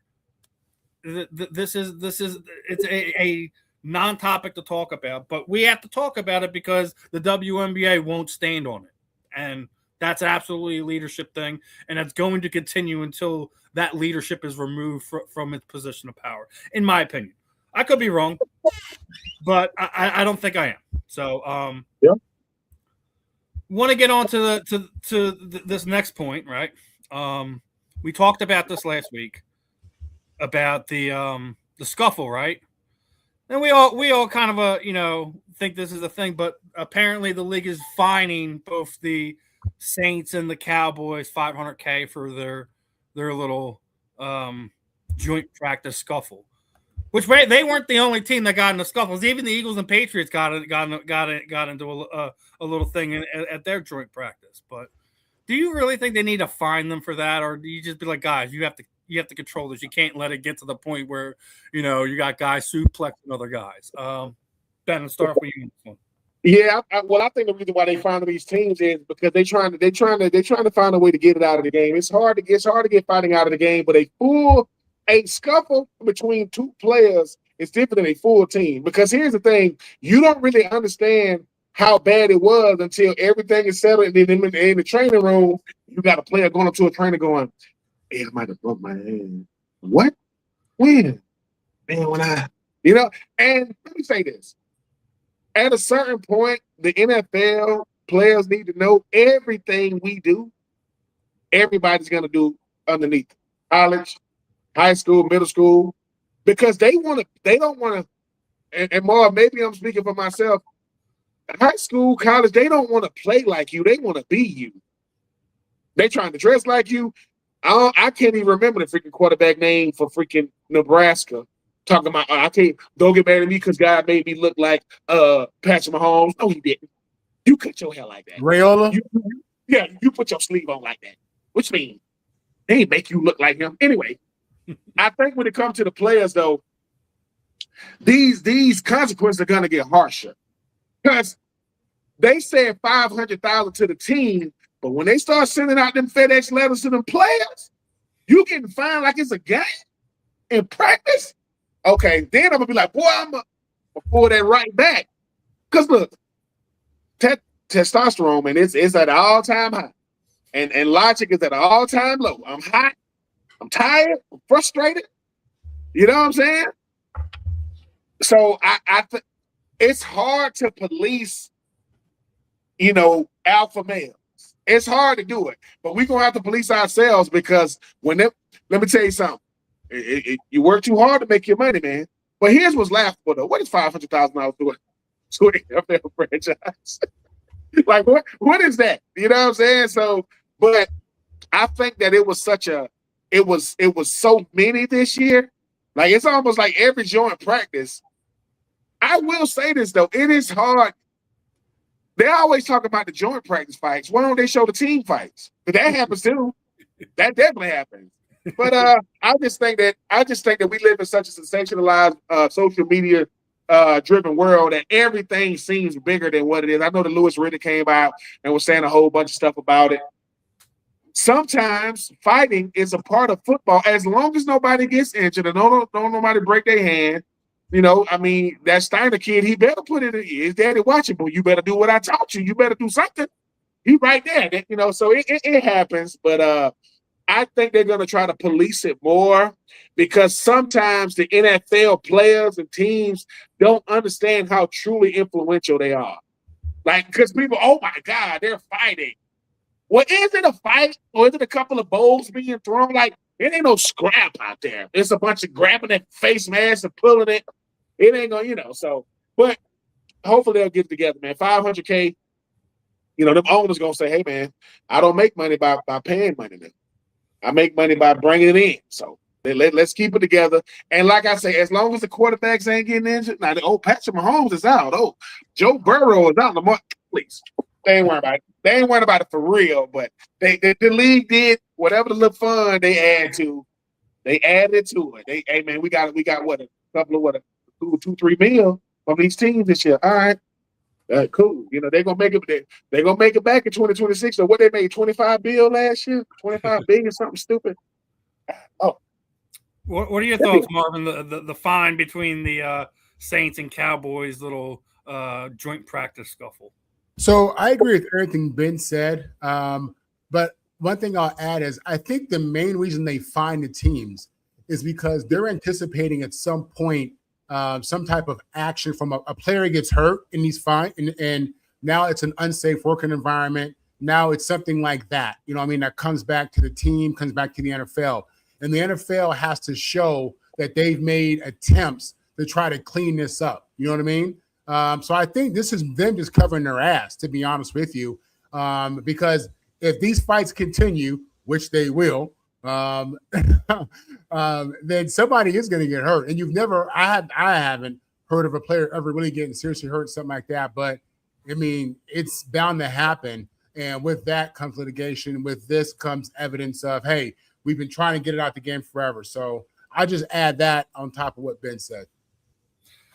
Yeah, I mean, listen, you know, like I said, it's going to happen. I agree with you. It's the NFL kind of sitting there saying we're acknowledging this. You guys can't be doing this, and also prevent them from having any type of litigation thrown their way. But like I said, it's been an interesting off season for a bunch of different reasons.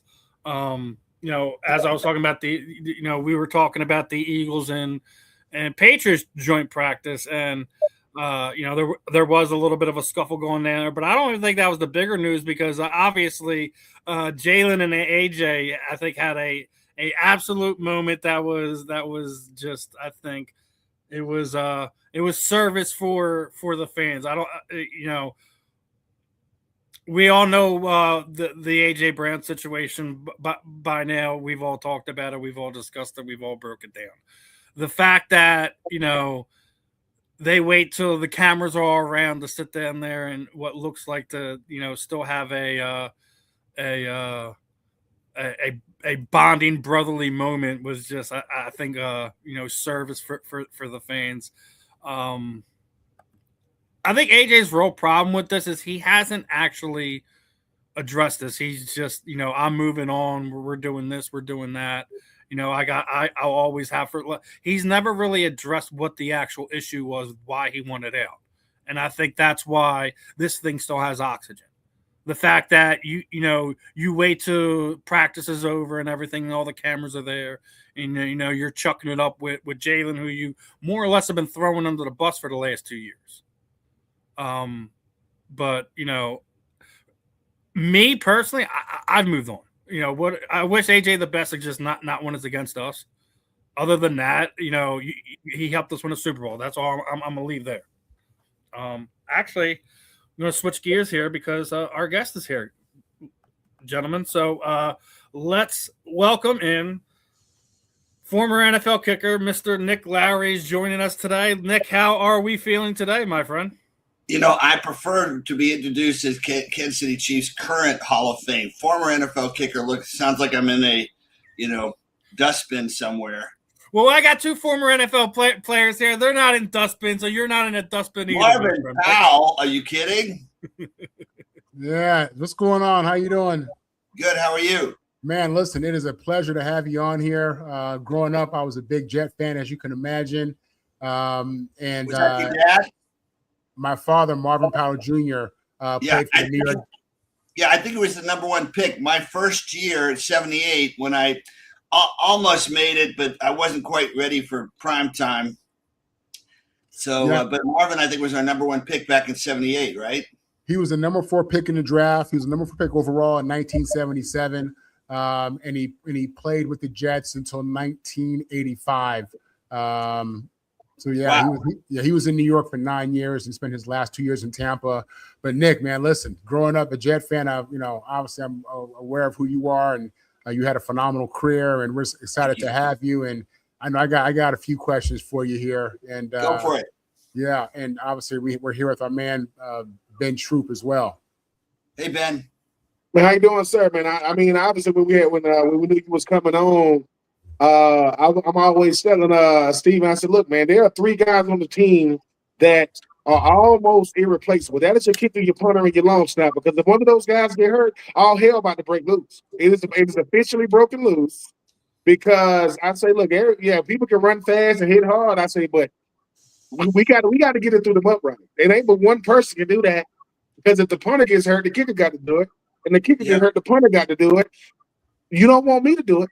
If you think you don't need me running out there, because it's been the people now, it is a pleasure having you on. I'm always messing with Marv about his dad, man, and the fact that you got a chance to, play with his dad, man, be there with him, and we are the motto for this show is Marvin Powell for Hall of Fame, because he ain't in there yet, but he needs to be in there. So no doubt. Marvin, kick this thing off, brother. I got you. So Nick, obviously, knowing that you're coming on here, I'm going back and I'm just reading stuff about your life and your career and just everything. And I've been fascinated by quite a few things on the field and off the field. We'll start with on the field. First of all, you played for quite some time. Obviously, got into the league in '78, and then obviously played. It was 14 years. 18 years altogether. In that time, sports science and training changed and evolved, and because of that, it allows players like yourself to play, almost 20 years. I had read that you had incorporated some speed training later in your career, which ultimately aided and it's really impacted your ability to play for a while. Can you talk about, just how the training for kickers had changed from 1978 until, obviously almost the year 2000 when you got out? What was different from the beginning of your career to the end of your career? Marvin, we did a lot of dumb things back in the 80s. C.T. Hughley, nice guy, carried a third of a nuclear weapon on his back in Cambodia.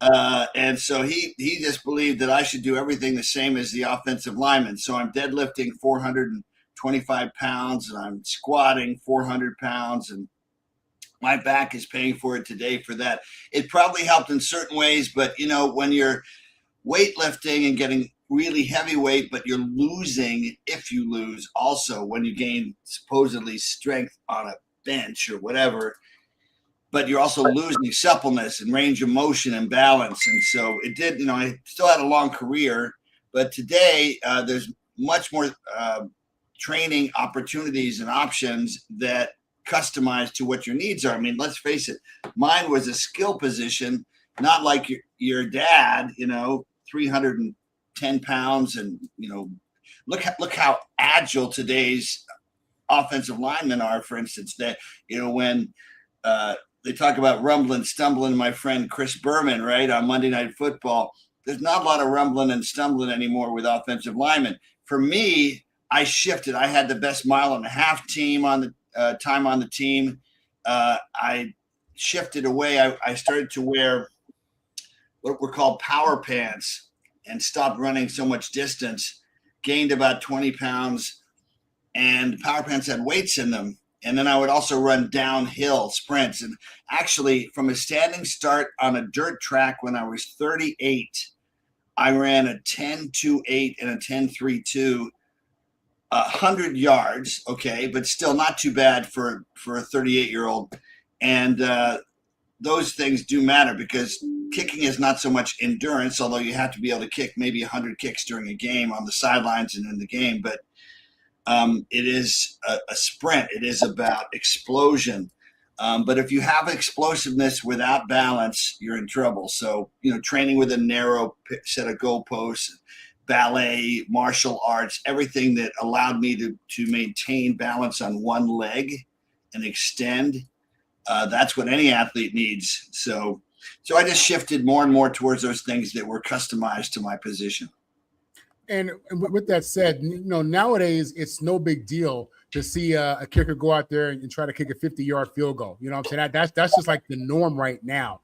Do you think that kickers, back in your day, could have done that if given the opportunity, or do you attribute that also just to the differences in conditioning and just the way we train today for kickers? Anybody that pays attention to the media today knows that they don't do a great job of researching or telling all the stories. It's just so obvious what's happened. I had 3 of the 5 longest field goals in NFL history by 1985. In 1983, I had the longest field goal in the history of the NFL in the first quarter against the world champion Redskins. It was the longest field goal ever in RFK Stadium, and 58 yards, just inside 59 yards. What's happened in the last 10 years? Jan Stenner was sitting next to me in the owner's suite on Chiefs Legends Weekend about 10, 12 years ago, and he goes, "Nick, you need to talk about this." I'm like, "Jan, you're already in the NFL Hall of Fame. I'm in the Chiefs Hall of Fame, but maybe you should say it." But the truth is, in the last 10 years, all you have to do, Marvin and Ben and Steve, is look at the average punt, the average net punt. They just suddenly jump 5 yards just out of the blue. And people don't, that many people don't change like that. And that was about 10, 12 years ago because they started to break in the ball. If you guys played baseball, when you had a new mitt, you had to put linseed oil into it so it would break it in. And so that added about 6, 7, 8 yards. And then Harrison Butker, who is an incredible kicker, he's kicked 2 58-yarders, 59-yarders, and a 69-yarder in the preseason already this year. Well, guess what? For the first time ever in the NFL, kickers can practice with their game balls for 3 weeks. And it's just ridiculous. So that adds 10 yards. So that's why suddenly, out of the blue, have these 69, 70-yard field goals. I'm not going to say that today's kickers aren't better, but frankly, I would have been doing pretty well too. I was kicking 87% in the 90s. 35 years ago, I was kicking 87%. I had 24 in a row in 90, 21 in a row in 91, 22 for 24 in 92, without those benefits. So today's kickers are amazing. Harrison Butker is incredible. Brandon Aubrey is amazing with Dallas. There's some really great kickers, but they haven't suddenly, morphed into monsters. The ball, if this was baseball, they'd be talking about a juiced baseball. It's a juiced football now, and they never talk about it. Wow. Yeah, but Nick, but even with that being said, I do my best not to do that either, like to try to compare the different eras, right? Because if you can kick, you can kick. If you can get it to the upright, you can. But the mind of a kicker has got to be something that needs to be studied more, because you guys are usually over there kicking into a net and y'all looking to see, and all of a sudden the game is going on now. We need Nick to come in and save the day. What is that like, knowing that, look, I know it's all about your routine. I know it's all about, listen, I'm just trying to get, I get a good look. What is your mindset knowing that I'm the only guy on this team that can do what I do. Yeah, we got a punter, and if you get hurt, the punter got the kick, but that's not good for him. What is the mindset? What is your mindset going into a game knowing, hey, I'm gonna be the guy that either make sure we win this game or not, regardless if it's raining, snow, windy. What is that like? You are the Billy the Kid, man. It's a great question. You are the Billy the Kid, man. You got to go out there in the corral against Wyatt Earp or against some other person and get it done. And so you have to train as if every kick is a situation with a score. So you're training yourself just like an actor, right? You're rehearsing over and over. So when you run out there, you're not surprised. Now this is a really good thing to share with people that get nervous and don't know how to handle it, because you're running out there. You don't have 70 plays or 50 plays. You've got one kick and you better make it or your team loses. And usually that one kick, it could be an extra point, makes a huge difference in the game. So there's an unbelievable amount of pressure. So when you're running out there, part of you is saying, one voice you have to learn to discipline is going, this is too much. But you practice so that you override that. And one of the ways you override it, you say, I want to be nervous. You own that nervousness. If you say, I don't want to be nervous, be calm, I don't want to be nervous, that's going against your natural instincts because you care, because you put in so much time, pain, effort. And so you practice with situations. Hopefully your team field goals are situations and pressure. And then you run out there and then you have mechanisms that work for you. For me, I would say left foot as I'm approaching the ball, and I'm a right-footed kicker, left foot, which was a reminder, left foot right at the target at the goalpost, and explode. Explode was my permission to attack the ball. When you get in trouble, and I talked to Harrison Butker this week about this, is when you're trying to be too accurate. When the pitcher, I was a pitcher in college, when the manager comes out and says, whatever you do, don't throw it on the outside corner. What's going through your head is the image of the outside corner. You're more likely to throw it on the outside corner. So whatever you put in your head is incredibly important, and managing your state is just as important, probably more important. In practice, it may be more physical, but you're also providing situations. And I bet you, both of you guys, and Marvin Powell Sr., even at offensive line positions, you got to remember the call. You got to remember who I'm blocking. I might shed that guy and hit a second guy.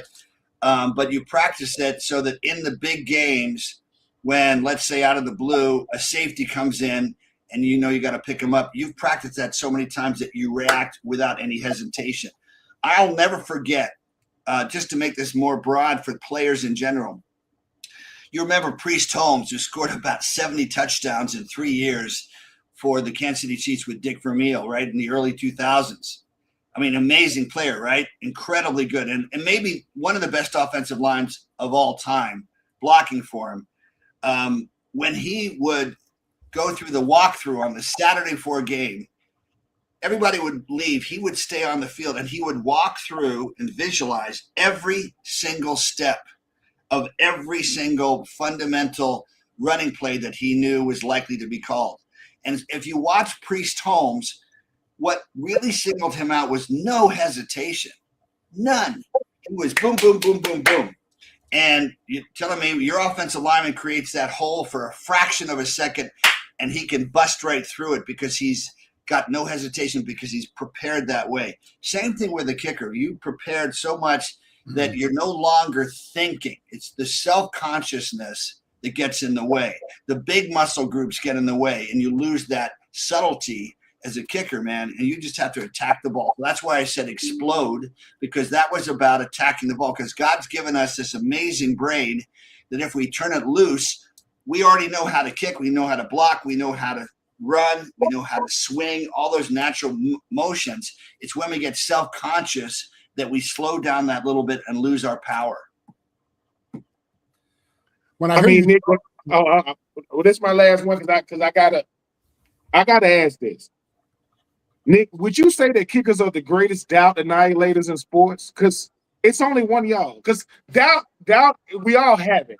But I would think that y'all would. Man, that is such a cool phrase, brother. Doubt annihilators. Is that what you just said? Yes. You are a smart man. What If would you? I was a head coach, I would have wanted you on my team. My wife That's isn't here the right now, part. but I'm gonna have to clip that part so my wife can hear. You compliment me being a smart man. What's your wife's name? Her name is Cheryl. My wife's name is Cheryl. Cheryl, you married a smart man. Hang on to this guy. Doubt annihilator. That is an incredible talent. Think about a guy named, Tom Brady. Think about my teammate for 2 years, Joe Montana. I'm talking about lack of hesitation with Priest Holmes. These guys prepared so incredibly well that they were ready, boom, because they'd eliminated doubt because they prepared that extra dimension past the average player. And when you've eliminated doubt, man, you're no longer questioning yourself, which creates that hesitation and that doubt. You are just going for it. And you're still human. God's made us human. We may be made in God's image, but we're also human. And we'll make mistakes. But, I'll argue that 24 field goals in a row, and then the next year, 21 in a row, 22 for 24, because I'd helped reduce very significantly the doubt. I was attacking the ball. I trained hard, man. I would start off, I'd ride the bike, and I'd have the guy stretch me. Then I'd run with those power pants. Then I'd do incline squats on a sled with 800-pound sets of 15. I did all that stuff. I ran downhill 100 yards, just to kind of stretch out and all that training. But by the way, while I'm training, my brain's thinking, man, this is going to make me more confident in the game. And every time you train that way, you're feeding the DNA, every little cell in your body with that confidence of preparation. So today's players, how many teams, you could define the great teams in the NFL as they can put together 4 quarters. Almost no team in the NFL puts together 4 quarters consistently. They'll be great in the first half. They'll be lousy in the first half and better in the second half. But the championship teams, they can put together 4 consecutive quarters, and that fourth quarter, man, they are on. And the Chiefs, in their glory days, I'm not sure about the glory days yet because I'm worried about our offensive line. And we don't have great physical wide receivers, but we'll still probably win 10 games this year, maybe make it in the playoffs if we stay healthy. But a couple years ago, man, there was no doubt. The training, Eric Bieniemy's back. He eliminates doubt. He makes sure that every player knows every inch of every pass pattern, the blocking, picking up the secondary guy coming around the corner when you're the fullback or when you're the running back, protecting your quarterback. And that's the only thing I worry about with the Chiefs now is we got to protect Patrick Mahomes, man. With the exception of Tom Brady, he's, possibly, you got to go by record. Those 2 guys are the best quarterbacks in the last 25 years. That is a great point. But we got a question from the chat room for you, Nick.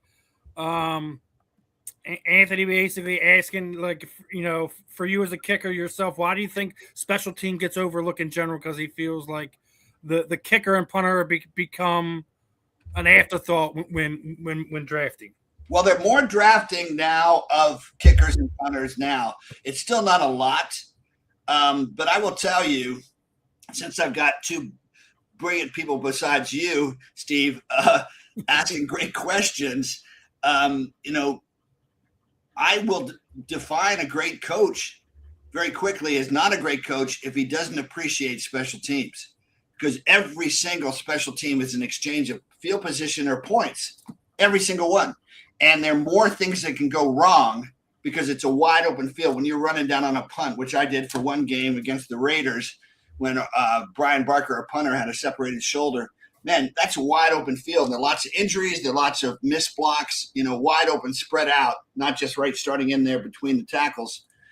So special teams is pretty damn important. I had Marv Levy, who was already a very good coach for the Chiefs and had the courage to cut my idol, Jan Stenerud. And today even people don't remember that I beat out Jan Stenerud head-to-head. I didn't replace him. I had to outkick him in 107-degree heat. But the great coaches, Marv Levy, of course, goes on to a Hall of Fame career with Buffalo. He was not quite ready. And look at all the head coaches, by the way, that were good but not great in their first time. Bill Belichick with Cleveland, Pete Carroll with the Jets, poor guy, only 1 year there, and then did okay with the Patriots, and then did amazing with USC in Seattle. Marv Levy understood special teams and knew that I had just an edge over Jan Stenner, who, by the way, we're really good friends now. He didn't like me at first. Because, well, why would he? Because he'd played 13 years with the Chiefs, but he played 6 more years. He was still in the middle of his career, and he redoubled himself. So special teams is that edge. It's the easiest way to get a quick edge. Blocking a punt in 1986, Frank Gans, the greatest special teams coach of all time, whose son, Frank Gans Jr., just died at 64. Really tragic. Both of them died younger than they should have. But Frank, we blocked 11 kicks. We had a guy named, remember Albert Lewis? One of the great, he should be in the Hall of Fame, by the way, one of the great athletes I've ever known, a very good friend. And man, his acceleration. And we would know exactly the details of every little inch to create space for Albert to run through and block kicks, including against the New England Patriots. And that's where special teams provides that little bit of an edge. And a block punt, another example. We're playing the Pittsburgh Steelers in the playoffs, had a bye week, 1994 playoffs in Kansas City, and we're down 24-10.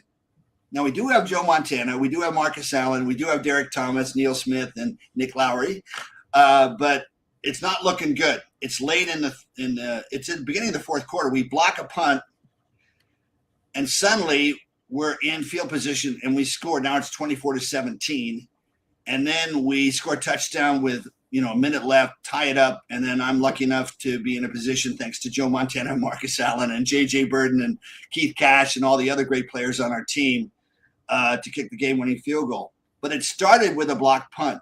A block punt or field goal will knock the confidence out of the other team. Another example against the Pittsburgh Steelers, ironically, in 1986-87, we had 179 yards offense to their 510. And we blocked a punt for a touchdown. Not only blocked it, but returned it for a touchdown. We blocked a field goal and returned it for a touchdown. We returned a kickoff for a touchdown. And then I kicked a 47-yard field goal, and we beat them 24-19 because of special teams.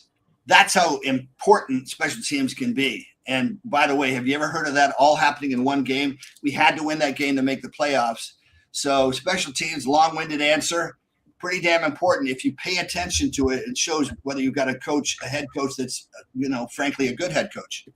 Now, one thing I want to talk to you about, because we talk about Hall of Fame on here a lot. We just seen Adam Vinatieri inducted into the Hall of Fame. You mentioned your boy Jan there. Why is it? And now we know the NFL Hall of Fame is almost impossible to get into, but why do we only have 3 natural place kickers in the Hall of Fame right now? You have Jan, you have Morton. I'm a little biased, but when I retired, I was most accurate kicker in NFL history. I had the most 50-yarders in NFL history.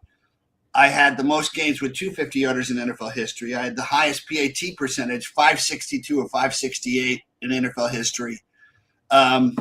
I kind of think that I'll go with you on that one. I think the problem with the Chiefs was in the 80s, we're not very good. In the 90s, thanks to Marty Schottenheimer and Carl Peterson, we were in the playoffs every year. But we never quite made the Super Bowl. If we'd made the Super Bowl, I think that would have changed things. But frankly, let's look at quarterbacks. They're all making 50, the good ones, 40, 50, 60 million. And what's overlooked is the kicker, who's not going to be calling the plays, not going to be, playing 70 plays. And yet somehow they're still held to that standard. What do they do in the Super Bowl? The way Jan Stenner kicked 3 field goals and deserved to be in the Super Bowl, the Hall of Fame, because he was the first dominant kicker. But I think maybe if I'd started with another team, I think maybe it kind of boggles people's brains that you had arguably the first 2 great kickers in the NFL who were on the same team. But you know what? I'm in the Chiefs Hall of Fame. I'm their all-time scorer. I'm blessed, and I'm not going to let myself get bitter about it. But I'm on my team. I definitely think I should be there too. I don't disagree with you there, Nick. One more I wanted to get before I let Marvin and Ben get another crack at you. Definitely wanted to give you a chance to kind of plug your book and talk to your book. Well, thank you. Make it alone in front of 80,000 people. What gave you the wherewithal to kind of put this book out there, and what's it about? Thank you. I was just actually on Fox National Radio yesterday talking about the book. I want to help people deal with pressure. I think whether you're an offensive lineman, whether you're a head coach, whether you're, somebody that has a job with, a lot of pressure, one of the stats today is that 70% of the population is within 2 paychecks of being bankrupt, right? We talk about the economy. It's got 2 faces. One is the people that invest in stock and the stock market are doing well, but there's so many people. That's why I have a program called Champions for the Homeless that are really close to, have lost it. They lost a job and maybe had a medical expense and now they're homeless. So dealing with pressure is something our culture runs away from, because on the other side of pressure is responsibility. And the kicker can't make any excuses. You learn quickly. Shut the you-know-what up. Make it. If you don't learn, get ready for the next one. You don't have any excuse.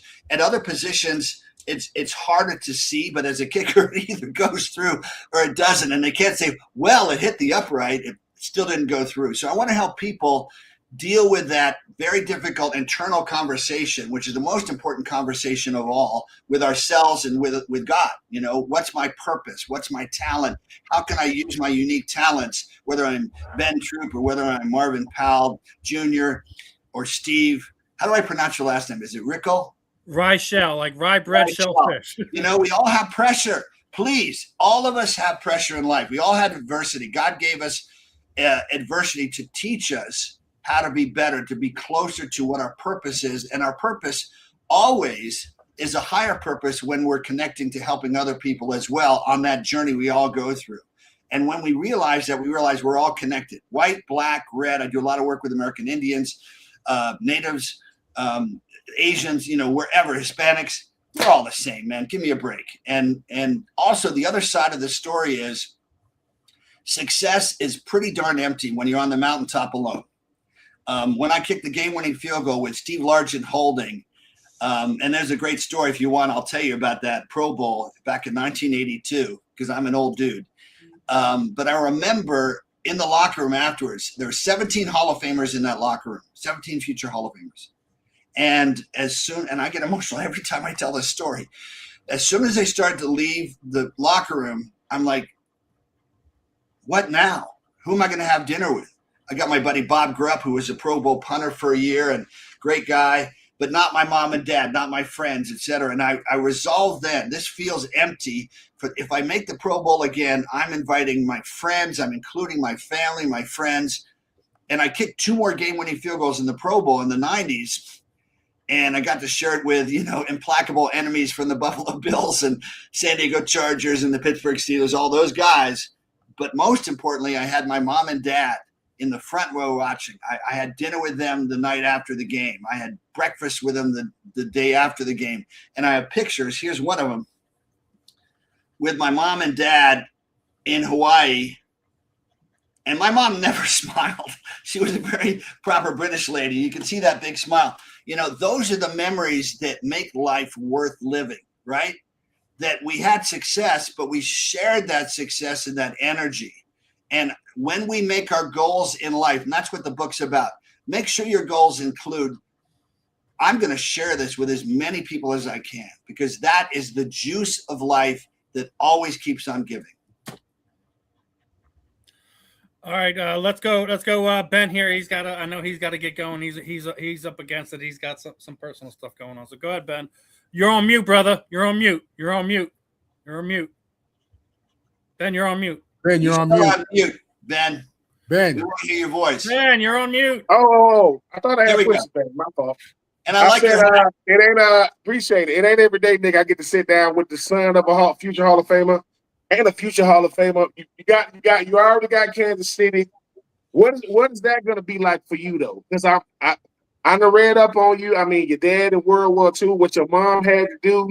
You going to Dartmouth, and I mean, you and Marvin are going to be on Netflix specials, but what is it going to be like for you when everything you've done, Nick, you get that knock on the door and they say, welcome to the Football Hall of Fame?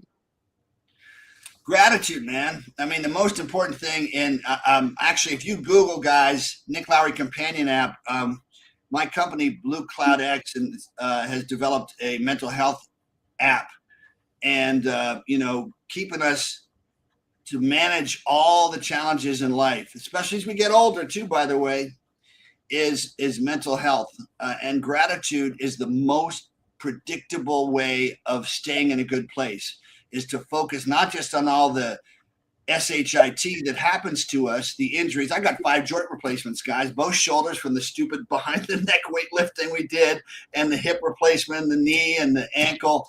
But I'm so grateful I get to help people. I'm so grateful I get to work with and stare people at Champions for the Homeless at St. Vincent de Paul in the eye and see people that have nothing, and yet they've had everything taken away and they're still grateful. So gratitude, man, that's what I will feel, so much gratitude. And that's what it's all about. I mean, the great speeches, Larry Fitzgerald. Have you ever seen a guy that was more congruent and consistent on and off the field? He comes to Champions for the Homeless with us in Phoenix, and man, he'd get his lights hit. He'd fall down after a big monster hit. He'd bounce right back up, tap the guy in the shoulder. Patrick Mahomes does that too, by the way. Nice hit. I'm like, man, wow. But gratitude is the simple potion that keeps us healthy and happy. And I would be unbelievable grateful. And then you turn around, Ben, and you think about the mentors. I bet you had great coaches, teachers, mentors, parents, role models. Just, I'm sure one of them at least jumps up in your head and goes, man, that guy or that woman helped me, my mom, right? That helped me stay through all the tough stuff and kept growing as a human being to be a better person. Marvin, your final thoughts on this one? A couple of things here. When you were mentioning using the baseball reference, talking about when you say something, that's what people start thinking about. You sounded like Tony Robbins. He does this thing called NLP, neuro linguistic programming. I don't know if you're familiar, but as a kid, okay, so it makes sense because that's you sound like him a little bit when you talk. As a kicker back in the day or even now, did you have any mental health coaches? Did you have? Today it's a very common thing to have a therapist, to have a success coach, whatever it may be. Back in the day, it was still maybe quirky and taboo. But have you been into that? Is that something that you've been doing, working with someone? And well, I'll tell you what. Before the '90s season, I'm staying up late at night, and we've got a new head coach, a new general manager, and in fact, the cover of Kansas City Star magazine I was on, it said Nick Lowery is one of the greatest kickers in NFL history, but at 34, his time running out. And I thought I'm going to try these Tony Robbins tapes. And that year I led the NFL in scoring. I won the Golden Toe Award, had 24 field goals in a row. And I went from already being the most accurate kicker in NFL history at 77% to 87%. And I met Tony Robbins after that, and he invited me to shoot a commercial. So my commercial was on with Tony Robbins' commercial. It was part of that for like 12 years. And I'm not as big a fan of the conferences that he does because there's a lot of, I think, implied group pressure.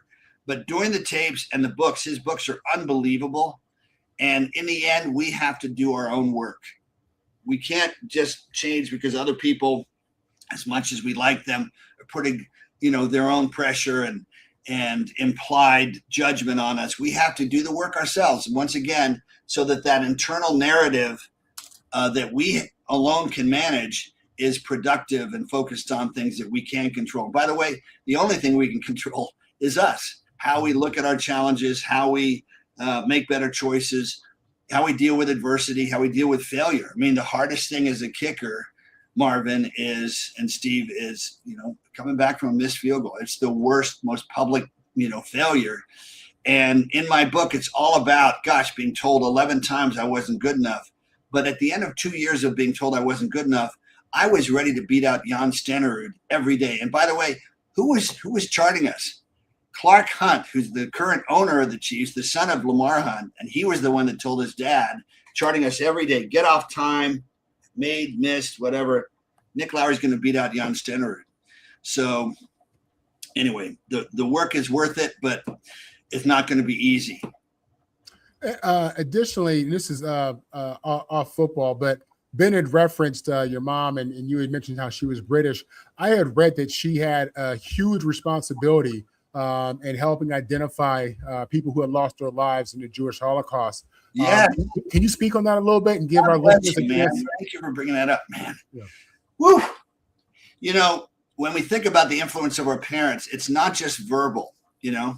My mother never talked about it, and I had to find out from Father David McElhenney, who'd been the Episcopal student chaplain at Dartmouth. He was a PhD candidate at Oxford about 20 years after my mom went to Oxford. My mother was in the first full class of women at Oxford. By the way, back then, the women had to be honor students. And she was an expert. She spoke literally the best German in England. She was in the Women's Royal Navy and the intelligence officers. And if you follow the history of World War II, Bletchley was the center where they decoded German codes and messages to predict German attacks. And at the end of the war, I knew that she'd been sent to Berlin and Minden, just outside Berlin, to question Hitler's record keepers. So imagine that, right? Those guys had all lost family members and friends, and Berlin is on 20 feet of rubble. All the buildings are blown up by the Americans and the British and the Russians. And yet she said they were falling over themselves to give her, you know, all the information she needed. But what she didn't tell us, and Father McElhenney told me 10 years after she died, because she didn't want us to know, that she'd been sent before the end of the war, about a month earlier, 6 weeks earlier, to Dachau, which is just outside Munich, which is one of the worst of, they were all awful. Awful's doesn't even do it justice, of the Holocaust, of the concentration camps. And she had to document them, you know, with a photographer and filming. And then to compound that, spent a year and a half in London presenting about it to unbelieving audiences. And she was crushed that so many people, because they'd kept this secret, you know, there was, if you really thought about it, you go, well, what do you think's going to happen? The Germans call it the final solution.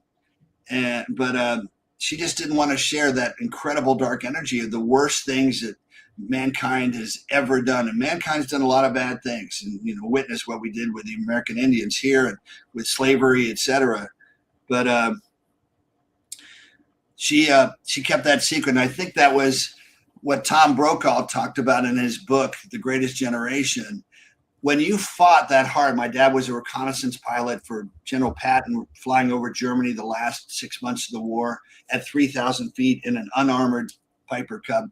When you've risked your life, when you have experienced, you know, London bombing, you know, losing friends, losing family, you don't want to you fought for a reason. You fought for freedom. You fought for a life that you're living in now, in the 50s and 60s, as they built after the war.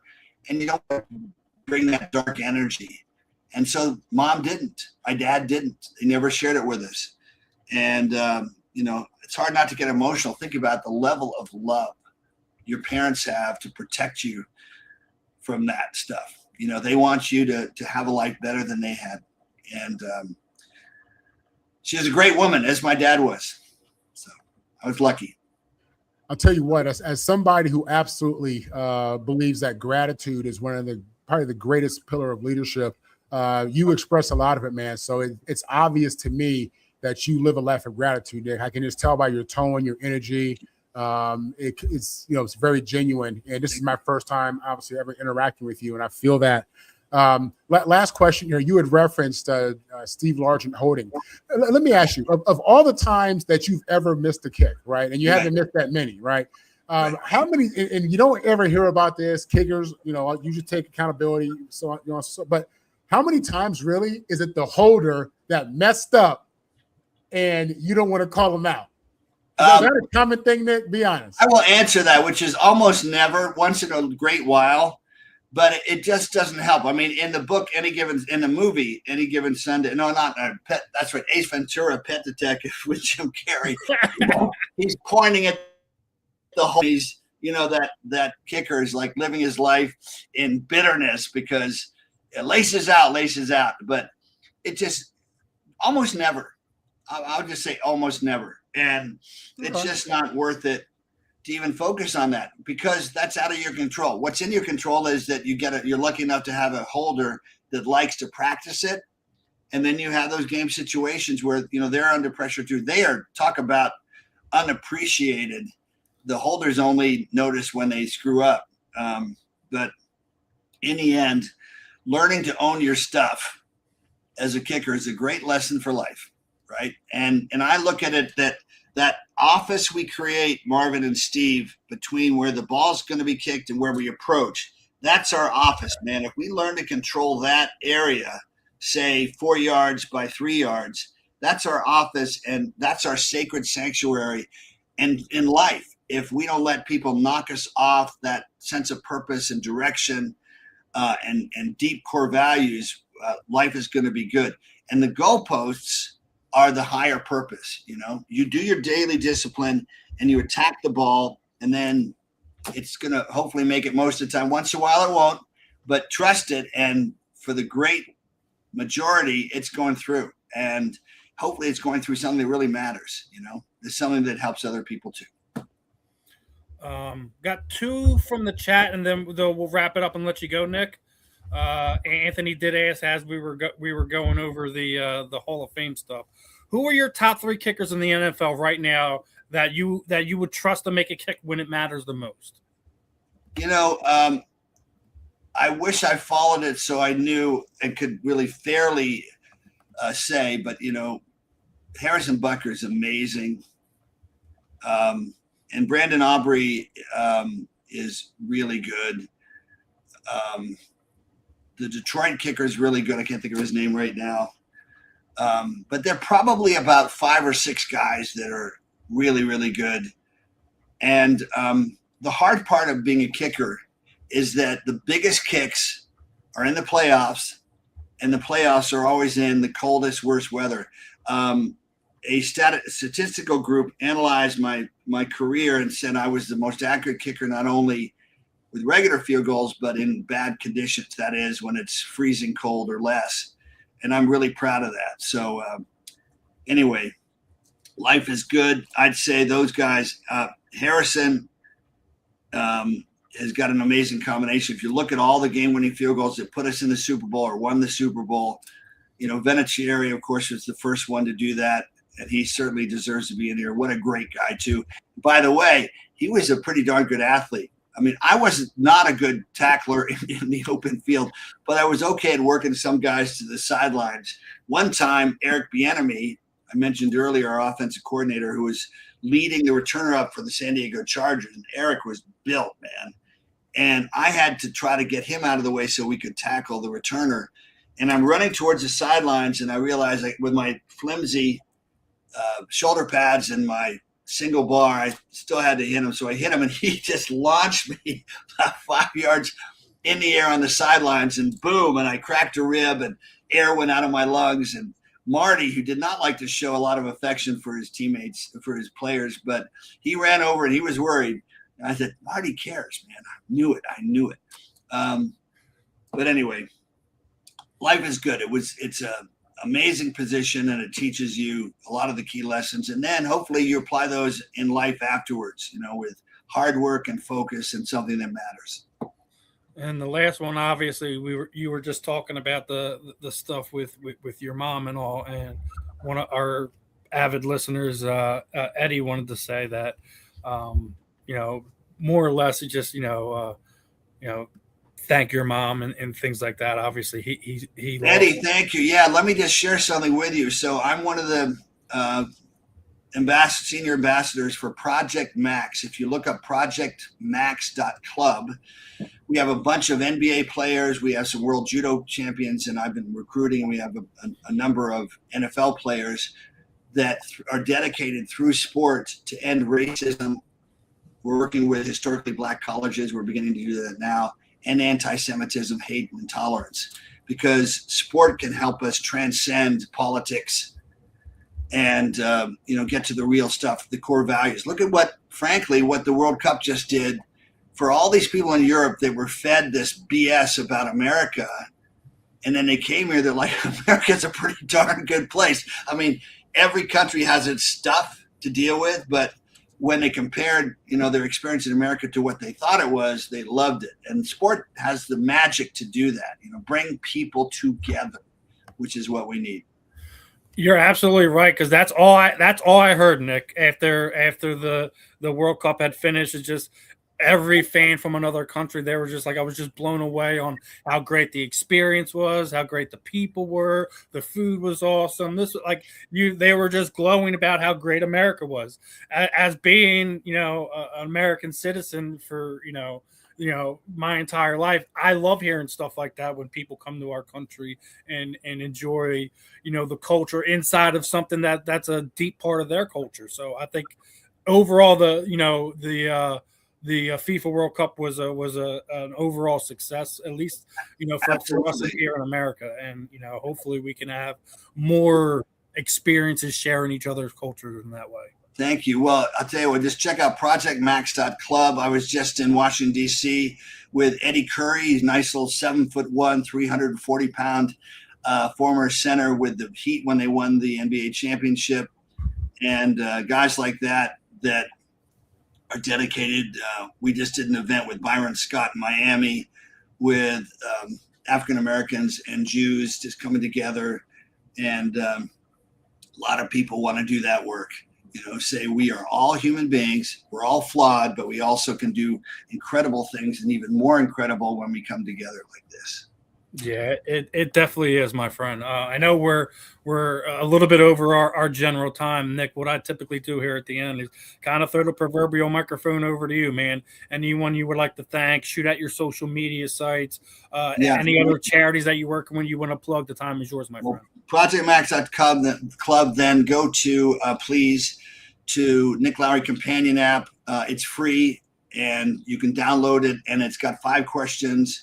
We're beginning to work with the military to see if we can get a baseline for them so that every soldier, sailor, Marine, airman has something they can keep to themselves, but keeps them positive.